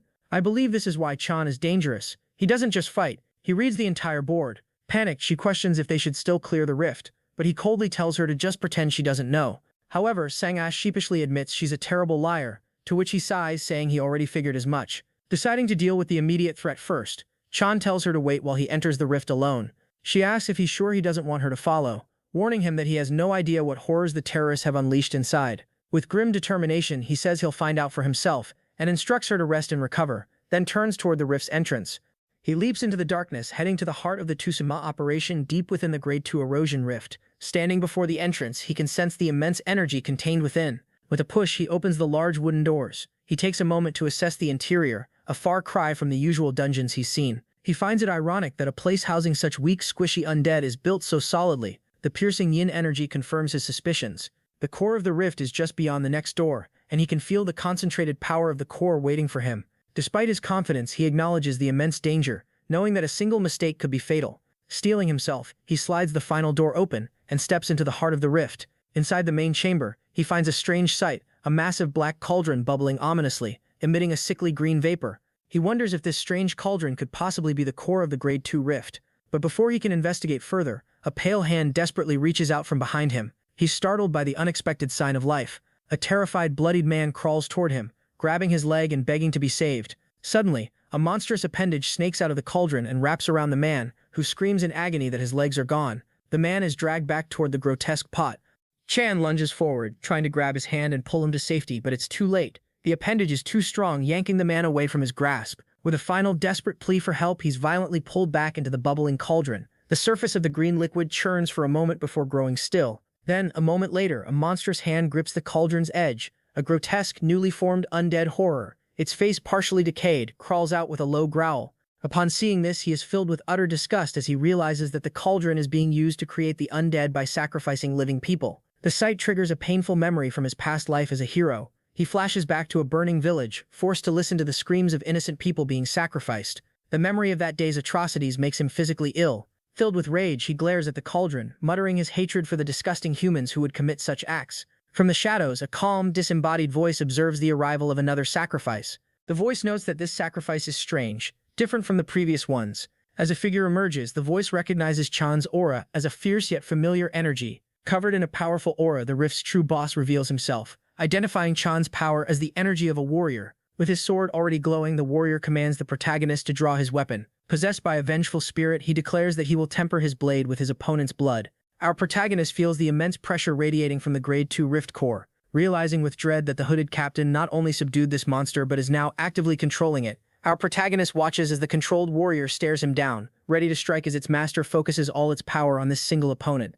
Our boy quickly deduces that even the captain wasn't on this level, meaning an even more powerful entity must be pulling the strings. He knows that any carelessness before such a powerful foe, even the slightest hesitation, could be fatal. As he sidesteps the attack, he curses the monster's blinding speed. However, the monster appears unimpressed by his speed, sneering at his long lifeline. Our boy deduces that the method to deal with such a powerful enemy is simple. Before the monster can exploit his weakness, he must finish it with a single powerful strike. He pours his full power into a singular devastating thrust. The monster's single glowing eye watches the attack approach. Then, with blinding speed, it raises its own blade to intercept. The two weapons clashing in a brilliant flash of light and power, a striking moment in the art. Our protagonist is utterly shocked by the outcome. Not only did the warrior block his attack at maximum output, but something even more surprising leaves him reeling. He didn't see the blocking motion at all. The warrior calmly explains that by its very nature, a truly swift attack ought to be unseen, a lesson he is about to learn firsthand.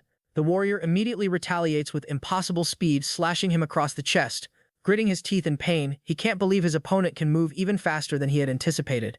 His opponent mocks him, saying he is doing well just to make him miss his vital points, before challenging him to block the next attack. A furious exchange of blows ensues, with our protagonist pushed completely onto the defensive. The relentless assault leaves him bloodied and battered. He stumbles back, desperately trying to regain his footing. The warrior stands over him, an impassive and overwhelming presence. Our boy then slams his spear into the ground, activating his signature technique. Forced to use his paradox flame, he laments that it's useless as an attack since his opponent isn't a living being. Overwhelmed, our protagonist wonders what to do, while the warrior simply comments on the series of surprises he keeps producing. Our boy, however, remains curious, wondering what it will finally take to make his opponent fall. Just then, the warrior launches another devastating strike. A brutal attack rips through our protagonist's body, sending a spray of blood into the air. He is horrified, feeling the attack tear through every muscle in his body, but braces himself for what's next. While the warrior believes he has finished him, our boy forces himself back up and leaps forward, spear ready for the strike despite his grievous injuries. He recalls nearly losing consciousness, but realizes the warrior somehow failed to tear the muscles above his shoulders. Seizing the moment, he uses his paradox flame to rapidly heal his torn muscles and gets behind his opponent before he can be noticed. With the warrior's back exposed, he believes he finally has a chance to win. But his opponent's single eye shows he was waiting for exactly this moment, effortlessly countering the surprise attack as too slow. A final decisive cut slices through the air, and the protagonist's spear clatters to the floor. A single drop of blood hits the ground, followed by more, a testament to his defeat. The warrior stands over the fallen hero, blade resting casually on his shoulder, as our boy gasps for breath, utterly defeated. Still, he grits his teeth and readies himself, then leaps away, putting distance between them. The warrior muses that it's surprising the attack missed, remarking that our boy is quite lucky. Our boy pushes himself up, furious, accusing the warrior of holding back and keeping him alive this whole time, demanding to know if he's being toyed with out of pity. The warrior admits he could certainly have killed him if he were his former self, then reveals his tragic state. He can't even recall a single name, having lost most of his memories from when he was alive. The gaps in his techniques stem from this memory loss. After being defeated by an unknown man, he was fitted with a disgraceful shackle.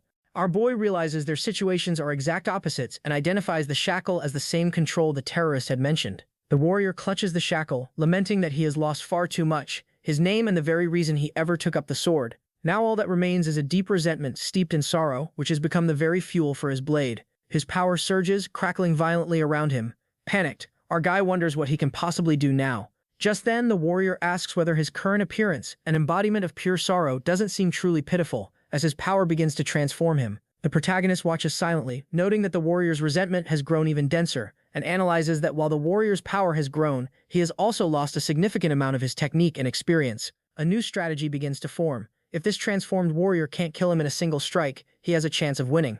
He knows that to defeat this sorrowful powerhouse, he must now pour out every last bit of his own power. The decisive battle between Chan and the warrior unfolds in the heart of the crumbling rift. The warrior watches intently, sensing a strange quality to his opponent's power that he can't quite identify. As black flames envelop our boy, his wounds and energy are completely restored, preparing him for the next phase of the fight. His opponent correctly deduces that he possesses a peculiar ability, noting that the black flame appears to be burning something other than mana. Our boy smirks, confirming the warrior's suspicion by revealing that his unique flame has the power to burn abstract concepts. Internally, however, he reflects that while his power seems infinitely destructive, he doesn't yet have the mastery to wield it that way. He muses on the complexities of his ability, knowing that burning larger, more abstract concepts demands immense mana and control to avoid a dangerous backlash. He recalls the delicate control required during his fight with Kim Ji-hun, where he had to be careful not to accidentally burn away his own muscle strength. Reflecting further, our protagonist compares his past, overwhelmingly powerful self to a greatsword, and his current weaker body to a fruit knife, admitting his former self wouldn't have needed such caution. Realizing the dire nature of the situation, he decides he can no longer afford to be picky and prepares to take a massive risk. With newfound resolve, he declares his intention to go all out by burning away the very durability of the entire rift. The warrior is left utterly dumbfounded, unable to comprehend what it could possibly mean to burn a concept like durability. Done with explanations, Chan simply waves off the warrior's confusion, deciding to show him the effects firsthand. The warrior's eyes widen as he senses the shift in his opponent's energy, realizing the battle has just entered a new, unpredictable stage. As the warrior stumbles from an initial blow, Chan taunts him about the new rules of engagement, telling him to try to understand why he's getting hit. Now that he's figured out his opponent has a limit, our boy is confident that the tables have turned perfectly in his favor. Eager to test his own boundaries, he decides this is the perfect opportunity to see just how far his current power can go. The Rift Warrior looks on with a sense of unease, bracing for whatever comes next. Chan announces that they should take the fight elsewhere, and as his power begins to deconstruct the very fabric of the rift space, the entire chamber erupts into chaos. Their clash becomes so rapid and violent that they appear as swirling forms of blue and dark energy. Now unbound by gravity, the two combatants engage in a spectacular high-speed dogfight amongst the floating wreckage. Their battle becomes a dazzling and deadly dance of light and shadow as they weave through the deconstructed rift. Blinding explosions of orange light signify the raw power unleashed with every collision of their attacks. The Rift Warrior raises his sword for the fatal blow. However, Chan blocks the attack with his spear. With gritted teeth, he pours all his strength into his weapon, but the Rift Warrior overpowers him with sheer strength and cleaves his spear in two. In a flash of movement, a clean hit lands, sending our boy downward in utter shock. The battlefield is now a surreal dreamscape of floating rock formations under a hazy sky, a shattered moon-like orb hanging above the broken dimension and adding to its desolate atmosphere. Chan's power continues to unravel the world around them, with massive chunks of the ground breaking away. Using the chaotic environment to his advantage, Chan shatters a platform with his foot to launch himself forward. The force of the launch creates a massive shockwave, propelling him through the air at incredible speed. The Rift Warrior is caught off guard as his opponent closes the distance in an instant. For the first time, a look of genuine surprise appears in the warrior's eyes as he faces this unfamiliar tactic. Chan's eyes glow with power as he unleashes a new and devastating attack, manifesting a storm of blue blades, a technique completely foreign to his opponent. It stands out as a clever use of the protagonist's abilities, visually striking and effective at keeping the reader guessing, though it leans a bit on spectacle over grounded strategy. The warrior is caught in the storm of blades, unable to defend against the sheer number of projectiles. The overwhelming force of the attack sends him hurtling through the fractured space. Landing precariously on a piece of debris, he looks down completely baffled by this turn of events, and admits to himself that even across the countless battlefields of his past, he has never encountered such power. Visibly unnerved, he demands to know what kind of being his opponent truly is. His confusion turns to alarm as he senses Chan preparing an even more powerful final attack, looking up to see a colossal cross-shaped construct of energy materializing in the sky. The massive energy attack descends, ready to obliterate everything in its path. Chan drives his spear forward, locking the attack into place and trapping his opponent within an inescapable cage of brilliant turquoise energy beams. The warrior is snared, his body suspended helplessly within the intricate energy prison, and he screams in pain. But just then, with a defiant roar, he unleashes a massive surge of power in a desperate attempt to shatter his prison, his own energy swirling violently and threatening to break free from Chan's carefully constructed trap. As the warrior focuses on breaking the cage, Chan dives in, seizing the perfect moment for a final decisive strike, and lets out a battle cry as he unleashes all of his remaining power in one ultimate attack. The warrior's eyes widen as he sees the finishing blow coming, unable to react in time. In a climactic flash, their weapons meet for the last time, sealing both of their fates. Chan accepts his own impalement with a look of triumph, having landed his own fatal blow. Likewise, the warrior is struck through the chest, his form beginning to crack and disintegrate. In their final moment, the two evenly matched warriors share a grim, knowing smile of mutual respect, their eyes reflecting each other in a silent acknowledgement of a battle fought to its absolute limit. With the warrior defeated, the core of the dimension, a cauldron of purple energy, begins to collapse, then explodes in a massive burst of light, signifying the complete destruction of the rift. In a flashback, a young knight asks our boy a hypothetical question about facing an unbeatable foe, clarifying that he means an opponent who is his perfect equal in strength. The question is posed to the hero on a desolate battlefield, a moment that clearly defined his philosophy. Our boy seriously considers the difficult question about facing an opponent he absolutely cannot defeat. The young knight persists, genuinely curious about what would happen if someone with power equal to the legendary hero appeared. With a grim and unwavering gaze, our boy states that the answer is obvious. In a true fight between equals, one of them wouldn't be coming out alive. Returning to the present, a wounded our boy stands victorious over the defeated warrior. His past self's words echo in his mind, as the warrior's form dissolves into particles of light, his existence fading away.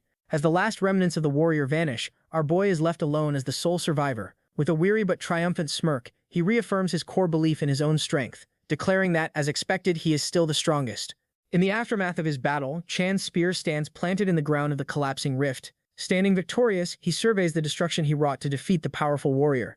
As the rift destabilizes, a reward chest materializes before him, a familiar sight from his past life. To his relief, the reward system on Earth functions exactly the same as it did in the other world. The ornate chest then clicks open, revealing the spoils of his hard-won victory. Inside, he finds a gold-bladed spear, though he notes that its length seems unusually short for such a weapon. As he grips the hilt, however, he senses there's more to this weapon than meets the eye. With a surge of mana, the spear instantly extends to its full, formidable length, a neat trick to say the least. Realizing its length can be manipulated with mana, he deems his new versatile weapon quite useful. He then recalls how rift rewards are based on the number of participants who entered. For a moment, he regrets not bringing Sang-ah along, just to collect her share of the rewards, since he handled all the fighting alone anyway. This says a lot about his character. A fleeting thought then crosses his mind, as he wonders if her sword survived their previous encounters. With the rift now closed, the once chaotic Tushima airport stands silent under a peaceful night sky. Nearby, Sang-ah rests, recovering from the ordeal, deep in sleep. Just then, a sheathed sword softly strikes her head, tossed by Chan, a rather unusual way to get someone's attention. As she turns, she calls out his name. She remarks that she has never seen a sword like this before, and he tells her it's a fine blade for her to take as a replacement. Impressed by the weapon's quality and perfect maintenance, a grateful Sang-ah nonetheless worries he might have retrieved it from the dangerous rift, but he simply brushes off her concern and asks if she's had enough rest.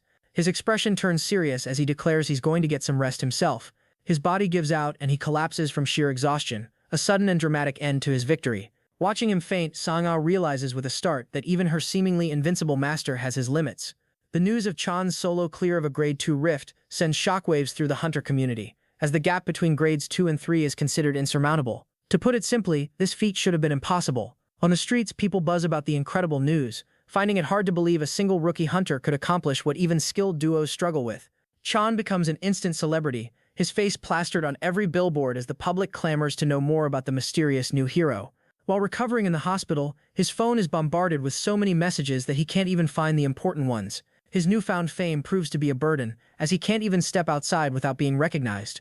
His relative peace is soon interrupted by a knock on his private room's door. A woman with braided purple hair introduces herself as Soo-jeong, from the secretariat of a company called Embargo Tower. Chan thanks her for covering his hospital bills, and she explains that her company isn't well known because its primary field is ICT. Cutting to the chase, he tells her that he's curious about the real reason for her visit. Knowing that such expensive treatment isn't a simple act of charity, he bluntly asks what Embargo Tower wants from him. He's clearly not one for small talk. Eager to get to the point, he stands ready to hear her proposition. Breaking the tension, she slides a cake box forward and simply asks whether he would like some cake. What an unexpected question. The subject of their meeting is then revealed, a prototype shield generator designed to defend against corrosion creatures. And so, over strawberry cake, the two begin to discuss the details of the mission. Soo-jeong confirms his understanding of the job. He's being hired to transport the man-powered shield generator. She then stresses the mission's importance, claiming the device could potentially change the fate of humanity by providing relief to areas hunters can't reach. The stakes, it seems, couldn't be higher. He listens intently, recognizing the weight of her words and the scale of the operation.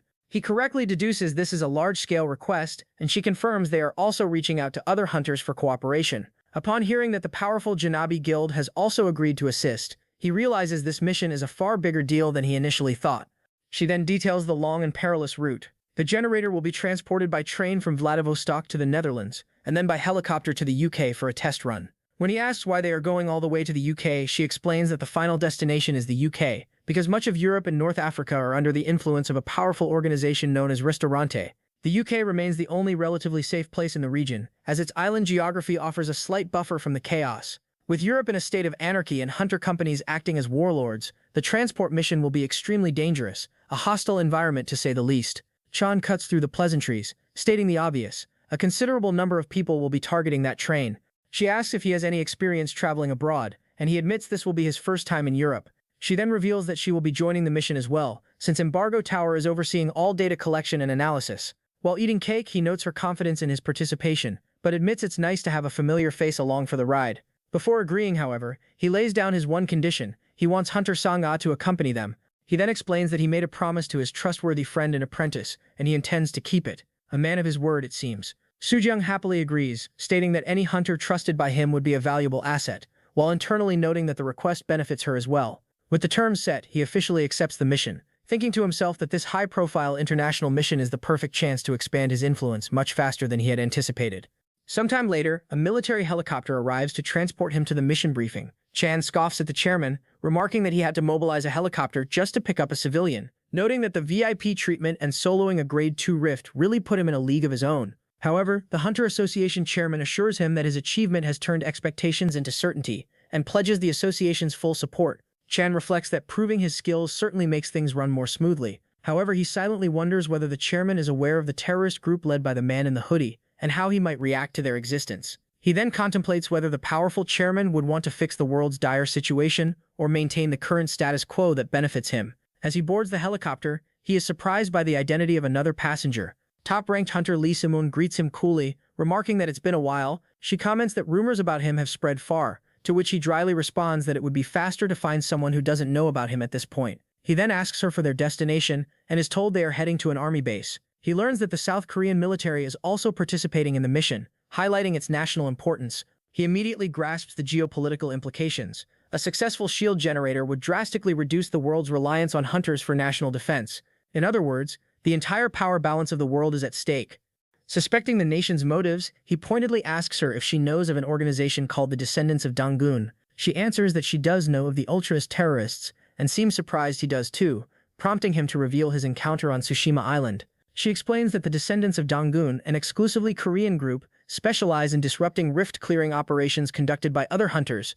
Remembering his conversation with Kim Ji-hyun, Chan admits he can understand the gist of their extremist ideology, along with the twisted logic behind their actions. Changing the subject, she catches him off guard by playfully telling him she got him and offers him a piece of candy, a strange and sudden shift in tone. He looks at the pumpkin taffy, completely baffled as to why she's giving it to him. Seorian then asks him the same question Soo-jeong did, whether he has any experience in other countries. Puzzled by the repeated inquiry, he confirms that this is his first time traveling so far from home. To this she gives a knowing smile, cryptically suggesting that his current perspective is understandable given his lack of experience. As the helicopter flies toward the setting sun, she ominously predicts that this mission will make him realize a great many things. The briefing for Chan's high-stakes international mission begins in a military conference room. Chan and Lee Se-yoon listen attentively as the meeting gets underway. Major General An Hoon-seo formally introduces himself and outlines the details of their dangerous operation, explaining that their primary responsibility is an 80-car train with 65 cars dedicated to cargo. He adds that the remaining 15 cars are reserved for the participating hunters and military personnel to ensure they have adequate rest. Chan dryly notes the special treatment being given to Se-yoon, who gets an entire train car to herself, as befits the world's 10th-ranked hunter. The general continues, revealing that Embargo Tower has exclusively tasked the Janabi Guild with protecting the crucial shield generator car, citing the long journey and the fatigue it will bring. He suggests that the South Korean military share the burden of protecting the generator, but Se-yoon immediately and flatly rejects the proposal, catching the general completely off guard. She asserts that because Janabi is responsible, it's a given that numerous powerful enemies are already targeting the generator, and she declares that no one except Janabi is permitted to approach it. Thoroughly shut down, a sweating Hoon-seo awkwardly tries to move on with the briefing, and she coolly encourages him to proceed, having made her point crystal clear. The general outlines the treacherous route, highlighting 7 specific high-threat corrosion zones between Vladivostok and the UK. Yet the threats don't end there, as he warns of Siberian bandits and reveals that out of 8 European warlords contacted, only 3 gave a proper response. Chan instantly realizes the grim implication. The other 5 non-responsive warlords must be considered hostile. A soldier voices the group's anxiety, questioning how they can possibly face corrosion creatures, bandits, and warlords over a 2-week-long mission, and doubt spreads through the room as other officials murmur that the mission's success seems impossible. Then a single confident voice cuts through the despair, telling everyone not to worry. It's Lee Soon who stares down the room and vows with chilling conviction that she will ensure the train arrives safely no matter what. On D-Day, the operation commences at the snowy Vladivostok station in Russia. An announcer urges second-class passengers to board the massive train promptly. Chan makes his way down the long, snow-dusted platform towards his assigned car, stretching his neck and remarking on the incredibly long walk to the first-class cars on the kilometer-long train. However, he's suddenly stopped by Sang-ah, who reminds him of a promise he made to her. Now clad in new fur-lined combat attire, she confirms that she'll deliver the elixirs he's owed once the mission is complete. When he asks where she's been, she casually mentions she took a luxury car in first class, which is why he couldn't find her. Our boy then remarks on the special treatment given to world-class hunters like Lee Se-woon, who she also couldn't find. As they observe the train, Soo-jung acknowledges its overwhelming presence, and our boy greets the newly arrived Soo-jung. Soo-young welcomes him and asks if he's had a chance to tour the impressive train. Having just arrived himself, he comments on the massive effort and resources Embargo Tower clearly invested in the mission, then looks at the heavily fortified generator car, calling its defenses literal ironclad securities. He asks Soo-young whether it isn't actually more dangerous because it stands out so much, and she clarifies that while the car is conspicuous, its depleted uranium armor makes it incredibly safe. Tron feels a sense of security, believing that with Lee Soo-yeon on board, the mission should go smoothly, unless something goes terribly wrong. His confidence is immediately shattered as a swarm of bizarre flying eyeball monsters attacks the train. A wounded hunter screams for backup, shouting that anyone available should head to Car 57. Cursing under his breath, Tron immediately springs into action to deal with the threat. Less than 10 minutes after departing, the train is already under a full-scale assault from a massive horde of corrosion creatures. As he fights, he grows frustrated, shouting that no matter how many he kills, there's no end to them, and he bitterly wishes Lee Soo-yeon were present to help, knowing her power would make short work of the swarm. The problem is that the Trans-Siberian Railway is damaged and is being repaired as the train moves, which requires constant protection for the repair crews, and that crucial defensive role has been assigned specifically to Lee Soo-young, tying her down. Our boy mentally curses the commander's plan, which has effectively benched their strongest fighter, preventing her from using her full power. Frustrated by the poor strategy, he slices through another winged monster, and facing a sky teeming with enemies, he braces himself for a very long and arduous fight. Just then, the scene transitions to another conflict in Khabarovsk, Russia. The formidable warlord Nikolai Baranov stands victorious over the bloody carcass of a massive shark-like monster. Looking up from his kill, he wonders about an approaching figure, and recognizes Lee Ha-eun by a campfire, wondering why the man has appeared again. Suddenly, the monster he believed was dead lunges at him from behind for one final attack. Without even flinching, Nikolai activates the machine gun built into his arm. As the bullet strikes the monster, it bursts and shatters into pieces, blood spraying into the air, and the monster's remains collapse to the ground, completely dead. Nikolai then turns to his guest, calling Ha-eun a pain for showing up unannounced. Though with a pleasant smile, Ha-eun greets the warlord, casually remarking that it's been a while. He explains that he came to request a job but was treated to an entertaining fight as soon as he arrived, then formally addresses the man as Nikolai Baranov, the ruler of Khabarovsk. Nikolai complains that he caught the beast for dinner, only for it to wake up after he'd already knocked it out. Hawoon playfully tells him to wipe the blood off, while simultaneously insulting both Russian cuisine and Korean manners. Getting straight to the point, Nikolai asks about the job, making it clear that money is no object. Hawoon smiles, confident that the job he's offering will pique the warlord's interest, and reveals that a train from Vladivostok is scheduled to pass through their territory in the next few days. Nikolai scoffs, dismissing it as a terrible joke since the Trans-Siberian Railway was destroyed ages ago, but Hayoon explains that some individuals with awakened mana can rapidly repair things, which is how the track is being fixed. Intrigued, Nikolai questions how a train can run while being repaired, and what precious cargo it could be moving. Hayoon deflects, stating that the cargo isn't important, what matters is who is moving it. Nikolai's eyes widen in shock as Hayoon reveals the target is none other than Janabi's candy lady Lee Soon. When Nikolai asks if he has a plan to deal with such a powerful opponent, Hayoon simply smiles and assures him that naturally he does. A sadistic grin spreads across Nikolai's face as he relishes the idea of robbing a train protected by the world-famous hunter. However, Hayoon clarifies the objective. It's not a robbery, but an act of destruction targeting a single specific train car, whose protection is the Janabi Guild's mission. Calling the warlord subhuman filth, he specifies that he doesn't want the car blown up. Instead, he hands Nikolai a terminal and instructs him to breach the car and connect the device to the equipment inside. Nikolai eagerly asks if he can smash the cargo afterward, to which Hayoon confirms that would be even better. Ecstatic at the prospect of a good fight, Nikolai roars that he accepts the job. He vows not only to destroy the cargo, but also to slaughter all the remaining hunters right in front of Hayoon's eyes. With a bloodthirsty cry, the ruler of Khabarovsk prepares to unleash hell upon the unsuspecting train. Aboard the speeding train, Chan single-handedly carves his way through the swarm of flying monsters. Watching from a distance, the other mission personnel can't believe their eyes, shocked that a mere rookie has slaughtered nearly 100 creatures all by himself. An unbelievable display of power. With a final thud, he plants his spear on the roof, the immediate threat now dealt with. They say he looks more like a monster than they do. While surveying the carnage, our boy muses that the area is now mostly clear. He then glances over at the other hunters who are already battered and exhausted and dismisses them as being of no help this early in the mission. It seems he's not impressed. Realizing he can't rely on them, he grimly concludes that he'll have to handle this fight solo from here on out. Meanwhile, Sang-a, ever the diligent hunter, tries to rally her exhausted comrades, reminding them that the mission isn't over yet. Chan scoffs internally at the display, thinking to himself that, as expected, she is the only one who's actually useful. But his train of thought is suddenly broken as a strange rumbling sound catches his attention. An immense explosion tears through the landscape ahead, destroying the train tracks in a shower of ice and snow, and just like that, their path is completely blocked. As he wonders if it's an avalanche, the control room radios in, confirming an obstacle has been detected but that they will proceed. Sensing the true danger, Lee Seoin's eyes glow while she urgently relays a message to the control room. Her voice sharp and commanding, she issues a single critical order: stop the train.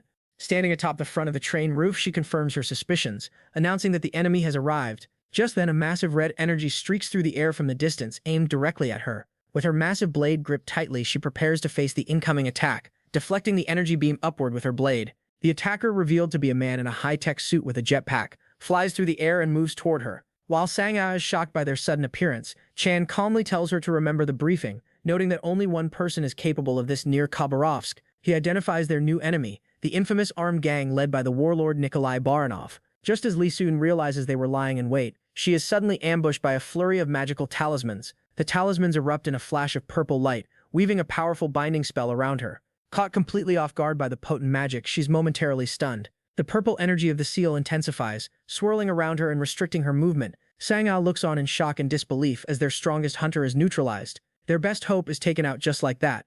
Worried, she calls out to her commander, asking if something is wrong. Straining against the magical bonds, Lee Se-eun grits her teeth and reluctantly admits to her apprentice that she has been completely sealed. Just then, she sends a message to all hunters on board, announcing the enemy attack and informing everyone that Commander Lee Se-eun is unable to engage, sending waves of panic through the other hunters. The grim reality of their situation sets in as they learn the enemy forces number 510 times their own. The odds are overwhelmingly against them. However, she rallies the terrified hunters, declaring that retreating is not an option and that their duty is to protect the train.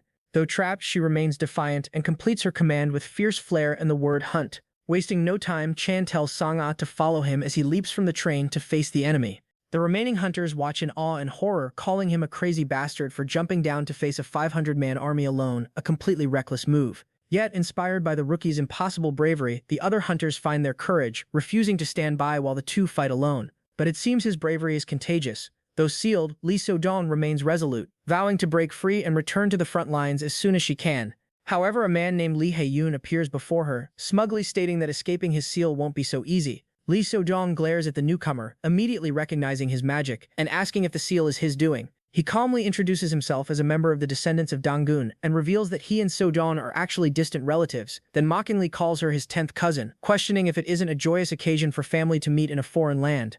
Ignoring his taunts, she attempts to shatter the seal with pure force, only for her massive sword to break instead. For the first time, she looks genuinely surprised, staring at the broken hilt in her hand. It's the first crack we've seen in her composure. Lee Hyun, however, condescendingly tells her the seal won't break so easily and suggests she surrender now that she is disarmed, but she simply smirks, asking why he's making such a big fuss over a single broken sword. She then twists a ring on her finger, and it begins to glow with a brilliant blue light. Lee Hyun's confident expression falters as he realizes what she's about to do. A brand new sword materializes in her hand, and she taunts him, asking if he recognizes her trump card. A system window explains her rare item, the mirror ring, which instantly duplicates and returns a registered weapon the moment it is destroyed. As he calls her ignorant for her brute force approach, she fires back, questioning who the truly ignorant one is. She then poisons her newly formed blade, ready for another attempt, and with a savage insult about his chances with women, she unleashes another powerful strike against the seal.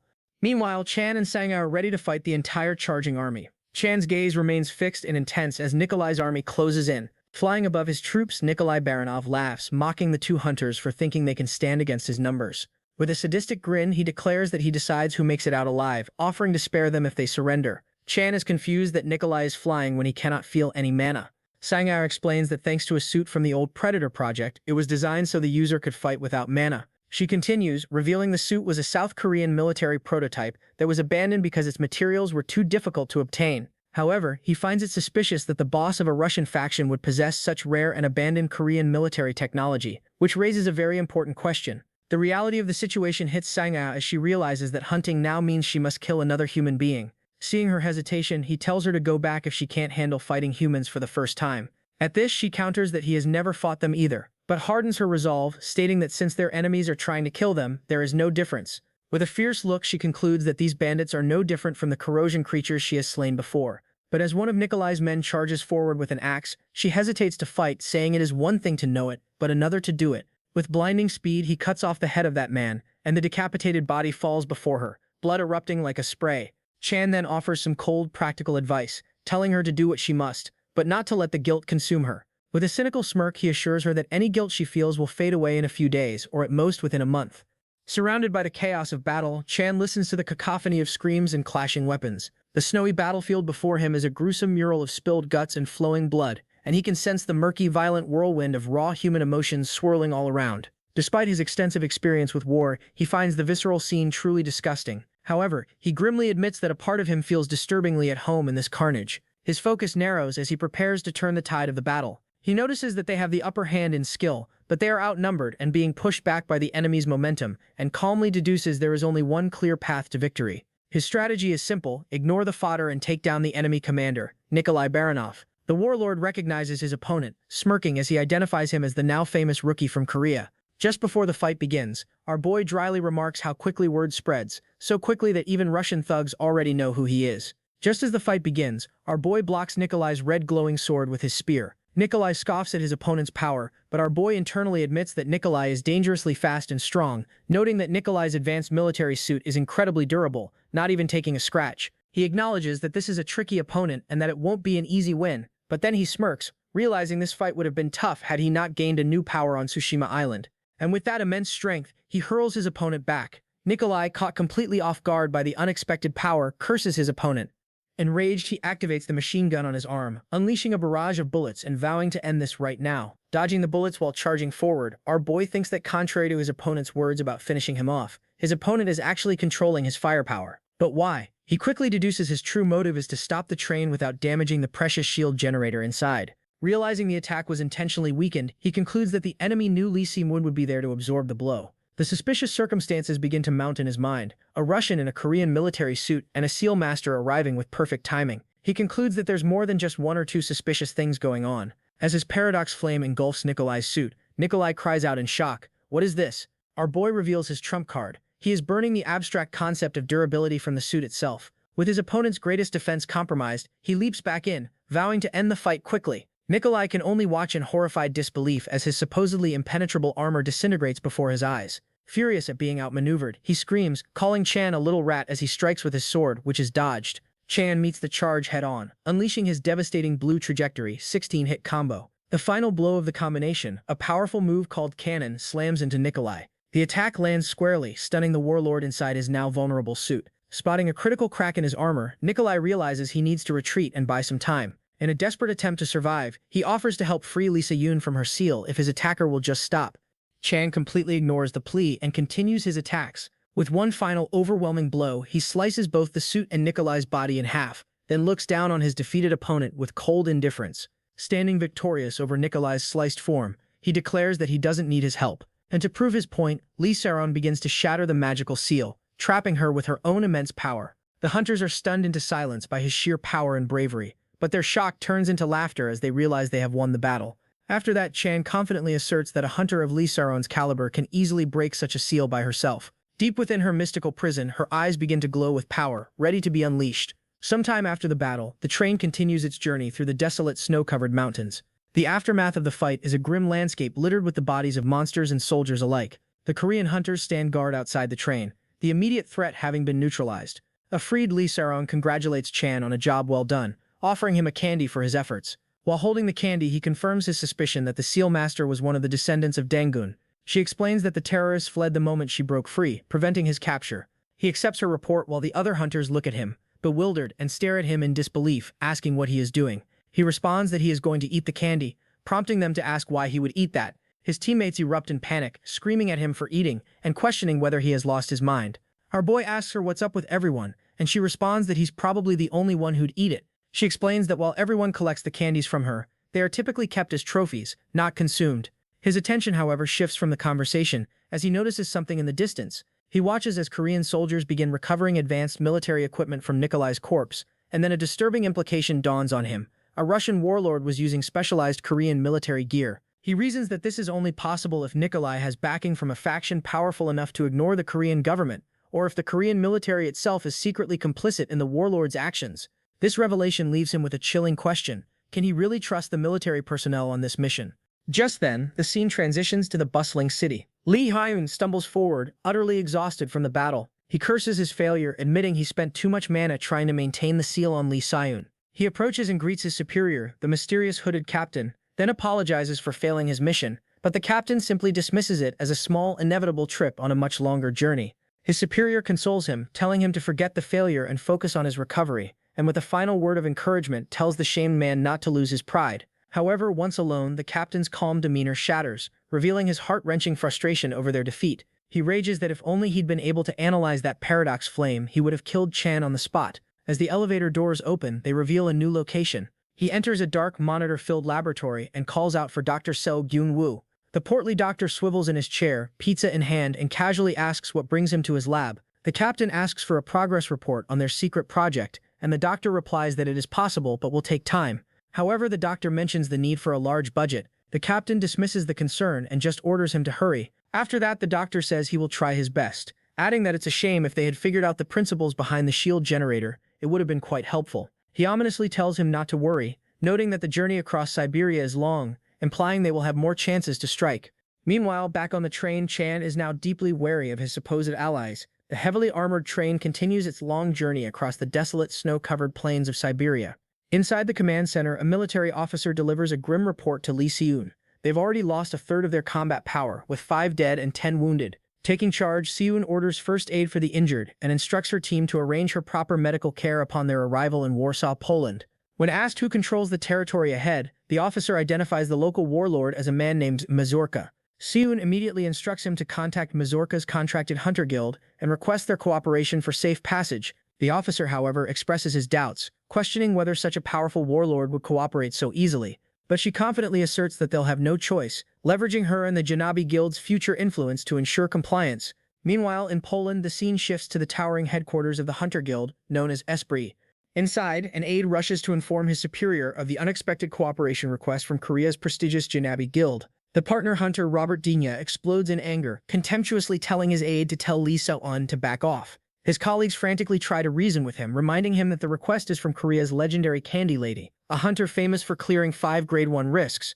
Robert remains stubbornly defiant, dismissing her as just one hunter and questioning why they should risk their lives just because she asked. Another hunter, however, voices his deep respect, declaring that if necessary, he is fully prepared to jump into the fire for her. Enraged by this loyalty, Robert screams that his colleague is a fool for revering someone who is just another commission-based hunter. Suddenly, the room falls silent as a formidable group of Esprit's top hunters appears, standing in solidarity against his outburst. Robert is stunned to see so many of his fellow hunters gathered in opposition to him. One of the hunters even declares she'd rather pay a penalty fee and quit the guild than reject a request from the Candy Lady. He can only stare in disbelief, unable to comprehend the unwavering loyalty they have for a woman he considers nothing more than a fellow hunter at best. He seethes with frustration, shouting that no matter how famous she is, she's no different from him. A fellow hunter calmly corrects his delusion, stating simply that the Candy Lady is different. The others all agree, recalling how Lee So-on's foundation had personally saved each of them, whether by providing life-saving surgery or rescuing them from rifts. One of his colleagues warns him that the guild will be in trouble if everyone quits, urging him to apologize and accept her request. Cornered and defeated, Robert can only curse her name under his breath, wondering if this is the extent of their influence. Back on the train, Lee So-on gazes out the window and reflects on the mission's harsh reality, worrying if the injured hunters can hold on for the 5 days it will take to reach Warsaw. She silently hopes that there won't be any further unforeseen delays on their perilous journey. As if on cue, an urgent alert sounds over the comms, warning of approaching sea corrosion creatures. Outside, the source of the alarm is revealed. A massive horde of giant gelatinous slimes is rapidly closing in on the train. The alarm continues to blare as all hunters are ordered to prepare for immediate combat. Inside, some of the less experienced hunters panic, incredulous that they're being attacked by something as seemingly weak as slimes. So-on, however, knows the real danger they're in, her expression turning grim as she grips her greatsword. Unfamiliar with this world's monsters, Chan calmly turns to her and asks what a slime is. She explains that these aren't ordinary monsters, but Grade 1 corrosion creatures from a rift nicknamed the Refrigerator, which seems to shock Chan. At this, he expresses his confusion, questioning how creatures from a rift over 600 kilometers away could possibly be here. She grimly concludes that the corrosion zone must have expanded, making a fight against these Grade 1 creatures incredibly difficult. As the group heads to the train's roof, our boy nervously asks just how dangerous the slimes truly are. She explains that their body temperature is like liquid nitrogen, capable of freezing and shattering any equipment on contact. Just then, at her command, archers take aim, preparing to test the creature's defenses. On command, the hunters loose a volley of mana-infused arrows at the approaching horde. The arrows fly true, striking the gelatinous bodies of the slimes head-on, but to their horror, the attacks are useless. So-on reveals the terrifying truth that the slimes possess a powerful mana resistance. Chan quickly grasps the dire situation. If mana-based attacks don't work, they have no effective way to damage the creatures. Panic begins to set in as an archer shouts that their attacks are failing and the slimes will soon overtake the train. Just then, she desperately declares that the mission is a failure. The other hunters can only watch in despair, believing their situation to be hopeless. Yet, amidst the growing panic, Chan and his apprentice Sangai remain perfectly composed. He casually approaches one of the lead archers and asks if he can give the bow a try. When the archer gives him a condescending lesson on mana trajectory, he simply shrugs and says he'll just try whatever. So-on watches with a mix of surprise and anticipation as he steps up to the front line. He reasons that if the problem is simply mana resistance, then he has the perfect solution and imbues an arrow with his purple flame. He just needs to burn it, he declares, unleashing an arrow crackling with the destructive power of his paradox flame. The flaming arrow strikes its target, aiming not for the slime's body but for its very mana resistance. A honeycomb-like energy barrier manifests on the slime's surface, and the paradox flame immediately begins to consume it. The purple and black flames effortlessly burn through the creature's formidable defenses. The other hunters are left speechless, staring in disbelief as the slime's impenetrable mana resistance is completely broken. Chan internally laments that while he could cover the entire area with his flame, he still lacks the fine control to do so safely. He hands the bow back to its owner, calmly instructing the archers to resume their attack once his flames die down a bit. So-on recalls her own battle against him, realizing with awe that his unique skill can erase even formless concepts, making him a truly unfathomable power. With the slime's primary defense broken, she knows it's her turn to act. With a powerful leap, she charges forward, swinging her massive greatsword at the now vulnerable horde. Her blade slices through the creatures with ease, prompting cheers from the other hunters, who realize they can finally fight back. After that, she shouts for a status report and learns there's only one slime left, but it's dangerously close to the train. Her eyes widen in alarm as she spots the final colossal threat looming over them. The last slime leaps high into the air, preparing to bring its immense weight down and crush the entire train car. So-on sees no way out. The monster is too big to cut and they'll be crushed before they can even recover their equipment. As the others despair, Chan calmly draws his blade, acknowledging that the monster's lethal power stems from its sheer size, and muses that common sense would suggest defeating such a monster is all but impossible. However, as he raises his weapon, he smirks, knowing the answer is surprisingly simple. Leaping toward the falling behemoth and striking it with his weapon, he declares that power means nothing once its source is turned to dust. Xian feels awe, noting an overwhelming sight that made the impossible possible. Sang-ah too is captivated by the awe-inspiring display of power, a feeling shared by everyone present. As the fluid remnants of the slime rain down around them, she begins to think that perhaps with Chan on their side, they have a real chance. Chan catches one of the solidified remnants, which has transformed into something like a piece of candy, and notes its cola flavor. With a slight smirk, he states his preference for cola candy, leaving Xian to wonder if this man might just be the one to save their damned world. After fending off monsters across Siberia, the mission train finally rolls its way toward Poland. One step closer, one monster closer, whatever comes first. The team gets briefed on their next move, a 3-day stop in Warsaw to hand out relief supplies and patch up the wounded.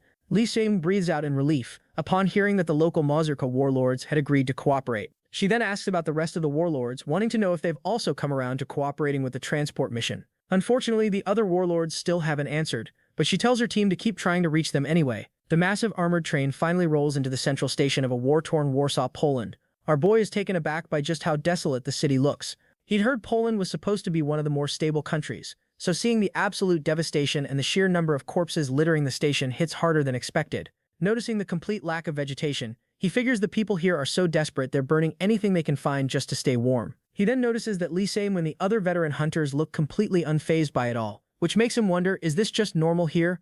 As he's taking in the grim scenery, a local military officer walks up and calls out his name. Surprised to hear the man speaking Korean, the officer introduces himself as Warrant Officer Joseph Polonsky of the Mazurka. Polonsky offers to walk him to his lodgings, pulling him away from the rest of the group.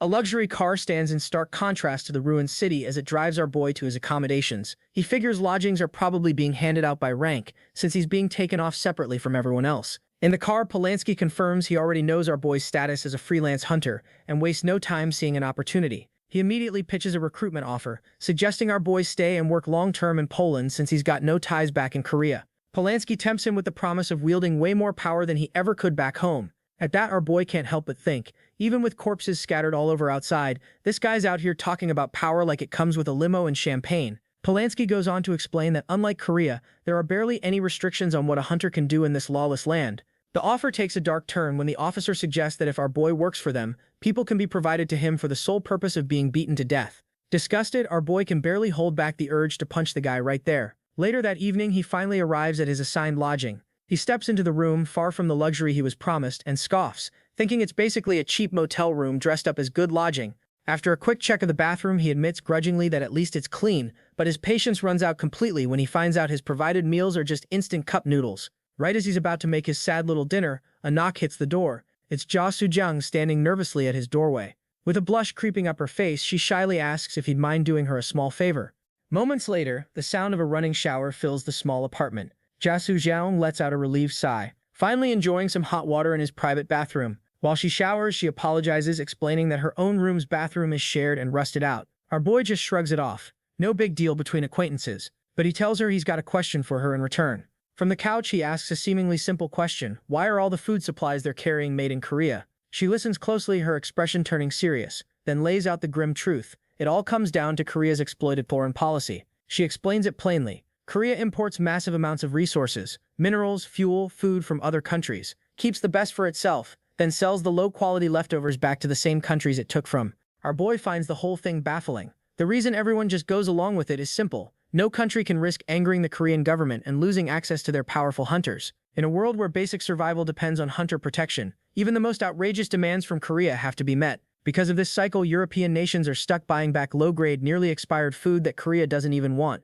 His expression hardens as the rotten state of global politics starts sinking in. He then cuts right to it, asking bluntly if the relief supplies they're hauling are as worthless as sprouted potatoes. As she steps out of the bathroom, she gets ready to drop an even worse truth on him. The relief supplies being transported by the train are recycled compound powder number 65. She clarifies that it's basically just dried, ground-up food waste, and the 65 means only 65% of its organic content is recycled. Our boy is left speechless, trying to process the fact that they're literally delivering garbage as aid. Jia Sujung admits she knows Korea has the means to send real food, so she wonders out loud why they'd send this instead. But our boy hits her with a harsh truth.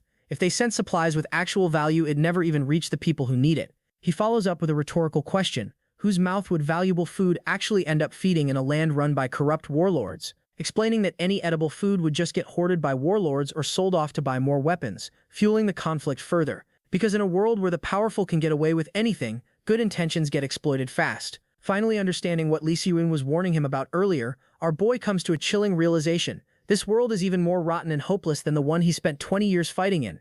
He finds it almost funny. While the whole world is collapsing, groups like the descendants of Donggun are out here actively making things worse. This gut punch of a reality check locks in his resolve, and he decides he already knows exactly what he needs to do next. He walks up to Ja Soo-jung with a newfound intimidating determination that catches her off guard. With a cold edge in his voice, he tells her he's got one more question. Where's the nearest uncooperative warlord? She answers, Hamburg, Germany. Without a second of hesitation, he heads straight for Hamburg to handle it himself. The German warlord Daniel Lewis gets word from his soldiers that something's gone terribly wrong with the operation. A soldier reports that a Korean hunter named Chan is single-handedly tearing through their forces, demanding answers for why they won't cooperate. Our boy pauses mid-fight as the warlord threatens to file a formal complaint with the Korean Hunter Association over the attack. Ignoring the threat completely, our boy effortlessly tosses one of the warlord's soldiers aside. Furious at the disrespect, the German warlord screams, asking if he's got a death wish. Our boy coldly replies that if you're going to kill someone, you'd better do it properly, then drops one final chilling line pulled straight from a lifetime of war. Ruthlessness is the only way to survive. 3 hours earlier, our boy asks around for the location of the nearest uncooperative warlord. The scene shifts to the Warsaw Royal Castle, now serving as a makeshift headquarters for the mission. He strides in, ready to talk to Mission Commander Lee Si-yoon. Buried in paperwork, she glances up and tells him flat out that she's busy, so keep the report short. With no time to waste on pleasantries, he cuts straight to the point. The terrorist group known as the Descendants of Donggun is trying to seize control of the corrosion rifts. Shocked, she demands to know why he sat on this intel from the Tsushima mission for so long. He just gives her a silent, unimpressed stare, letting his distrust of their current allies speak for itself. Getting the message loud and clear, she sighs, acknowledging that he's already made up his mind about something. He bluntly states that he can't work with their current partners, calling them off in every sense. She replies that she's relieved he's made the sound call. Just then, a subordinate announces Song-ao's arrival. Surin confirms that she and Song-ao had teamed up on the Tsushima mission together. As Song-ao walks in, she notes she probably shares his grim take on their current situation. Sure enough, Song-ao admits that Warsaw's reality is so bleak she can barely believe it with her own eyes. She even sarcastically asks whether South Korea is just completely blind to how bad things are everywhere else. Surin replies, surely that can't be true, right, Ms. Jumian Group? Song-ao admits she'd have stayed blissfully ignorant of all this if she wasn't a hunter, clearly frustrated at feeling powerless to help. But Surin shuts her down cold, saying that while Warsaw's situation is a shame, fixing it isn't their job, and tells her to stay focused on the mission since they've got zero outside help. Cutting through the heavy mood, our boy announces he's got a plan to break the stalemate, confirming he's going to negotiate directly with the German warlord, his own way. With a grim look, he admits what he really wants is to just suppress the warlords with force, which makes Surin visibly uneasy about his methods. Still, he acknowledges, annoyed, that public image and diplomacy are the only things stopping an all-out assault. Fed up with the red tape, he declares that as an independent hunter, he's taking the lead and handling the negotiations solo. Surin concedes it's an extreme approach, but admits they're out of better options to keep the mission moving. When she asks if he'll be okay alone, he promises he'll get it sorted before the relief supply distribution in Poland wraps up, telling them to be ready to move out. Worried, Song-ao offers to tag along, but he shuts her down, saying she should focus on her training instead. Wasting no more time, he calls for a chopper, figuring the trip to Germany will take about an hour. With a confident smirk, he says his goodbyes, promising he'll see them in Germany. The story then reveals that the Kaiser warlord had badly underestimated our boy. Assuming his mana reserves were small, his forces believed there was a hard limit to how much mana any one person could pull at once, and banked everything on their numbers, thinking they could easily overwhelm a single hunter from South Korea. Given their sheer numbers and firepower, the assumption made sense on paper, but their plan collapsed the second our boy dismantled their entire force with a single overwhelming attack. It would have worked fine if he were just an ordinary hunter. Now standing in the wreckage of the warlord's army, our boy gives Daniel Lewis a simple choice: talk or fight to the bitter end. The German warlord is in shock, unable to wrap his head around how our boy is still standing when his mana should be completely drained. Daniel furiously yells at his remaining soldiers, demanding to know why they aren't attacking someone who should be exhausted. At his command, the terrified soldiers open fire, but Daniel screams in panic as his target vanishes in a blur. In an instant, our boy appears directly behind the warlord, locking him into a chokehold before he can even react. Holding him hostage, our boy repeats the choice, cold as ever. Sweating bullets, Daniel tries to threaten him back, asking how he plans to deal with the political fallout of this attack. Our boy just stares him down, contemptuously repeating the word aftermath back at him, his glare saying everything a like I care would. Defeated and terrified, the warlord agrees to talk, and they head to a makeshift negotiation tent. Inside, our boy takes a cautious sip of the drink he's handed.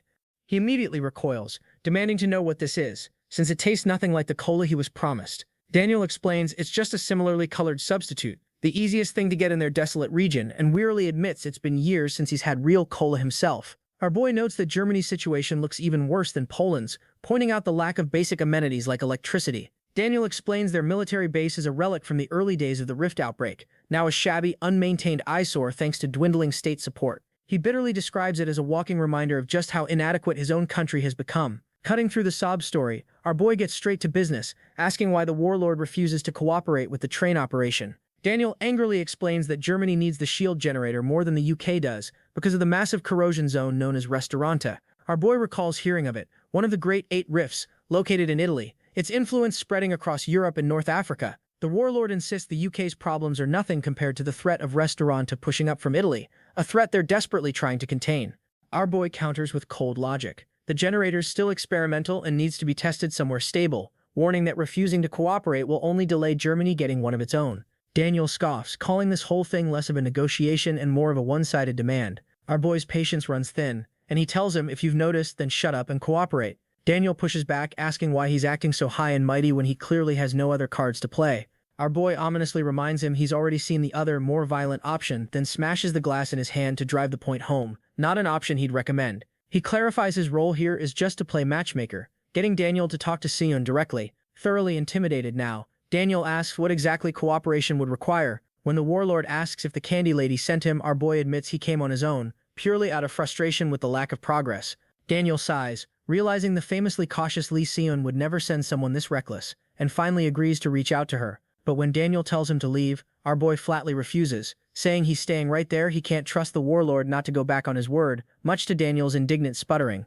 As a lodging fee, our boy drops a single brightly colored piece of candy into Daniel's hand. He reveals it's a cola-flavored candy he got off a slime, which earns a bitter remark from Daniel about how easy South Koreans have it these days. Staring intently, our boy listens as the warlord admits that in their war-torn region, they don't even know what tomorrow's going to look like. The scene cuts back to the Warsaw Royal Castle, where Lee Siwon asks our boy what's on his mind now that this whole thing is finished. He takes a moment, then admits that seeing just how miserable the world really is has shifted something in him. Glancing out at the now cooperative warlord, he thinks to himself that Daniel's going to be thanking him for this later. With newfound resolve, he lays out his new goal: smash every rift there is and save the world, so that one day everyone can drink real cola again. The scene then cuts to a square in Warsaw, where a huge crowd of starving refugees has gathered for rations. A soldier mechanically calls the next person forward in the long, desperate line. The so-called relief is a thin, watery soup, barely enough to count as a meal. One refugee stares down at his ration in silent fury, then finally snaps, demanding to know how they're supposed to survive on soup this thin, only to get shoved back in line by armed soldiers. Just then, the soldiers get new orders. Citizen suppression is authorized, clearing them to use force. The man furiously accuses the South Korean military of being no better than the government thugs everyone was supposedly running from. His defiance is met with the cold barrel of a gun as a soldier takes aim. The soldier fires, and the crowd cries out in horror, sure the man's just been executed over a complaint. But one of the soldiers clarifies, it's only salt bullets, non-lethal. Another soldier threatens the downed man, warning that any more disturbances get the same treatment. But realizing the soldiers can't actually kill them, the hungry crowd starts growing bolder. Soon, the starving refugees rush the supply cart, overwhelming the guards, who scramble to call for backup. Back in the present, the mission's administrative team is swamped, scrambling to manage the chaos of the relief effort. An official reports on the rising number of injuries and cases of forged ration tickets, flagging just how badly they're short on manpower. Amidst the chaos, Lee Seon is urgently told she's got an incoming message from the Kaiser warlord's territory. On the phone, a relieved smile spreads across her face as she congratulates our boy on pulling off the negotiation. An official report confirms it. The German warlord Daniel Lewis has agreed to cooperate with the mission. The scene then shifts to the ruined cityscape of Hamburg, the Kaiser warlord's territory. There, Daniel Lewis greets Lee Seon, remarking on just how strange the guy she sent to strong-arm him into cooperating actually was. With the deal locked in, she formally thanks the warlord for complying. Meanwhile, our boy keeps a watchful eye over the city from a high perch, continuing his patrol and silently scouting the ruined architecture below. Suddenly, Seon floats up beside him, catching him off guard and asks what he's up to. He explains he's scouting the perimeter, and she lets him know Seon's looking for him. Just as he agrees to head down, his hyper-aware senses catch something off. His eyes pick up a brief, unnatural glint of light flashing from a distant clock tower. The sudden flash startles Seon too. She clearly wasn't expecting it. Instantly sensing a threat, our boy leaps off the rooftop in pursuit, leaving a stunned Sang-ah behind, and sprints through an abandoned building racing toward wherever that observer was hiding. Arriving at the clock tower, our boy confirms someone was definitely watching him from this exact spot, figuring his target must have used mana to cloak themselves and slip away the moment they got spotted. Focusing his senses, he starts tracing the faint traces of mana left behind, an ethereal trail swirling across the floor, leading him onward. To his surprise, the trail leads straight up to the ceiling. Wary of a trap, he looks up on instinct and readies his spear for an attack from above. Right on cue, a blade slices down through the ceiling, but he's ready, parrying the ambush clean. Our boy comments on just how unusual it is, tearing through space itself just to land a sneak attack. The mysterious attacker Sok Johim admits he's surprised his opponent tracked down the hiding spot so fast. He's a member of the terrorist group Descendants of Donggun. He formally introduces himself, declaring his intent to stop Chan. Our boy dryly remarks on the guy's odd getup, a traditional hanbok paired with what looks like a cane sword. Johim calmly corrects him, revealing his weapon is actually a kalamas sword, then unleashes a flurry of strikes. His attacks shatter the surroundings around them, but our boy manages to dodge, gritting his teeth as he barely holds off the relentless assault. The two exchange a flurry of strikes, our boy forced onto the back foot the whole time. He deftly slips past another powerful sword strike, then our boy counters with bizarre, unpredictable movements of his own. Still, he grits his teeth in frustration. Even though his attacks should be landing clean, his opponent keeps dodging every single one. Johim smugly taunts him, telling him to try a little harder. But as the fight drags on, our boy mutters, "Don't tell me," under his breath, bracing for what's coming. His opponent's sharp eyes meanwhile catch the faint glow of purple mana pooling around our boy's feet. As our boy attacks, Johim's body shimmers and splits into multiple clones. Our boy's spear passes harmlessly through one of them, confirming it's just an illusion. The real Johim reappears behind him, confidently boasting that his opponent will never land a single hit. Just then, our boy's eyes narrow in focus, sensing an incoming attack, but he manages to dodge the flurry of strikes anyway. Settling into a defensive stance, our boy calmly states he's already figured out two things about his opponent's technique, smirking as he lays out the first. His opponent's using clones, and his speed and power spike every time those clones merge back together. With the first piece of the puzzle solved, he gets ready to reveal the second, more critical detail. His opponent, still overconfident, believes there's nothing our boy can do about it, but our boy knows with absolute certainty that Johim's dead wrong. The standoff between our boy and the terrorist Johim continues through the streets of Hamburg. Our boy breaks down his opponent's technique, noting the sudden speed boost right after the clones merge. Confident in his phasing ability, Johim arrogantly promises to end the fight with his very next attack. But our boy just smirks. This phasing technique's probably never been countered before, and Johim's luck just ran out. Of all people, he thinks it had to be this guy, and his mind drifts back to a similar foe from his past. In a flashback to his hero days, he recalls fighting monsters with this exact same phasing ability. These creatures, known as phantoms, gave his old party serious trouble. His companion, the knight, had yelled in frustration that their attacks kept passing right through the things, watching helplessly as another phantom bore down on him. But our boy had corrected him back then, explaining the phantoms weren't actually intangible. They were using mana to shift their bodies into another space entirely. Frustrated, the knight demanded to know how they were supposed to counter something like that. Our boy explained that skills like this activate the exact instant an attack lands, matching its speed perfectly, so beating it meant timing your own attack to match down to the millisecond. The key, he'd realized back then, was simply recalibrating his own attack speed to slip past their defensive timing. Back in the present, our boy puts that old lesson to work, adjusting his attack to catch Johim off guard and slicing clean through him. The terrorist caught completely flat-footed as the blow connects. Staggering, he can only stare in disbelief, wondering how his opponent could have possibly lined up that strike. What exactly are you, Ju Chan Sayo? The defeated terrorist thinks as the spear appears behind him one final time. With one last decisive movement, our boy moves to finish the fight.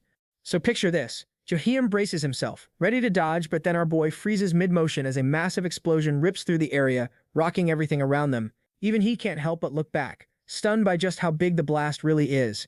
Right then, Johim coolly remarks that he supposes he had the better luck after all. But his little victory moment gets cut short fast. Sang-ah calls in, panicked, telling him to stop whatever he's doing and get back immediately. And then she drops the bomb. A sarin gas bomb has just been dropped on the outskirts of Hamburg. Sarin, for those who don't know, is a nasty nerve agent. Even a tiny amount can shut your whole body down.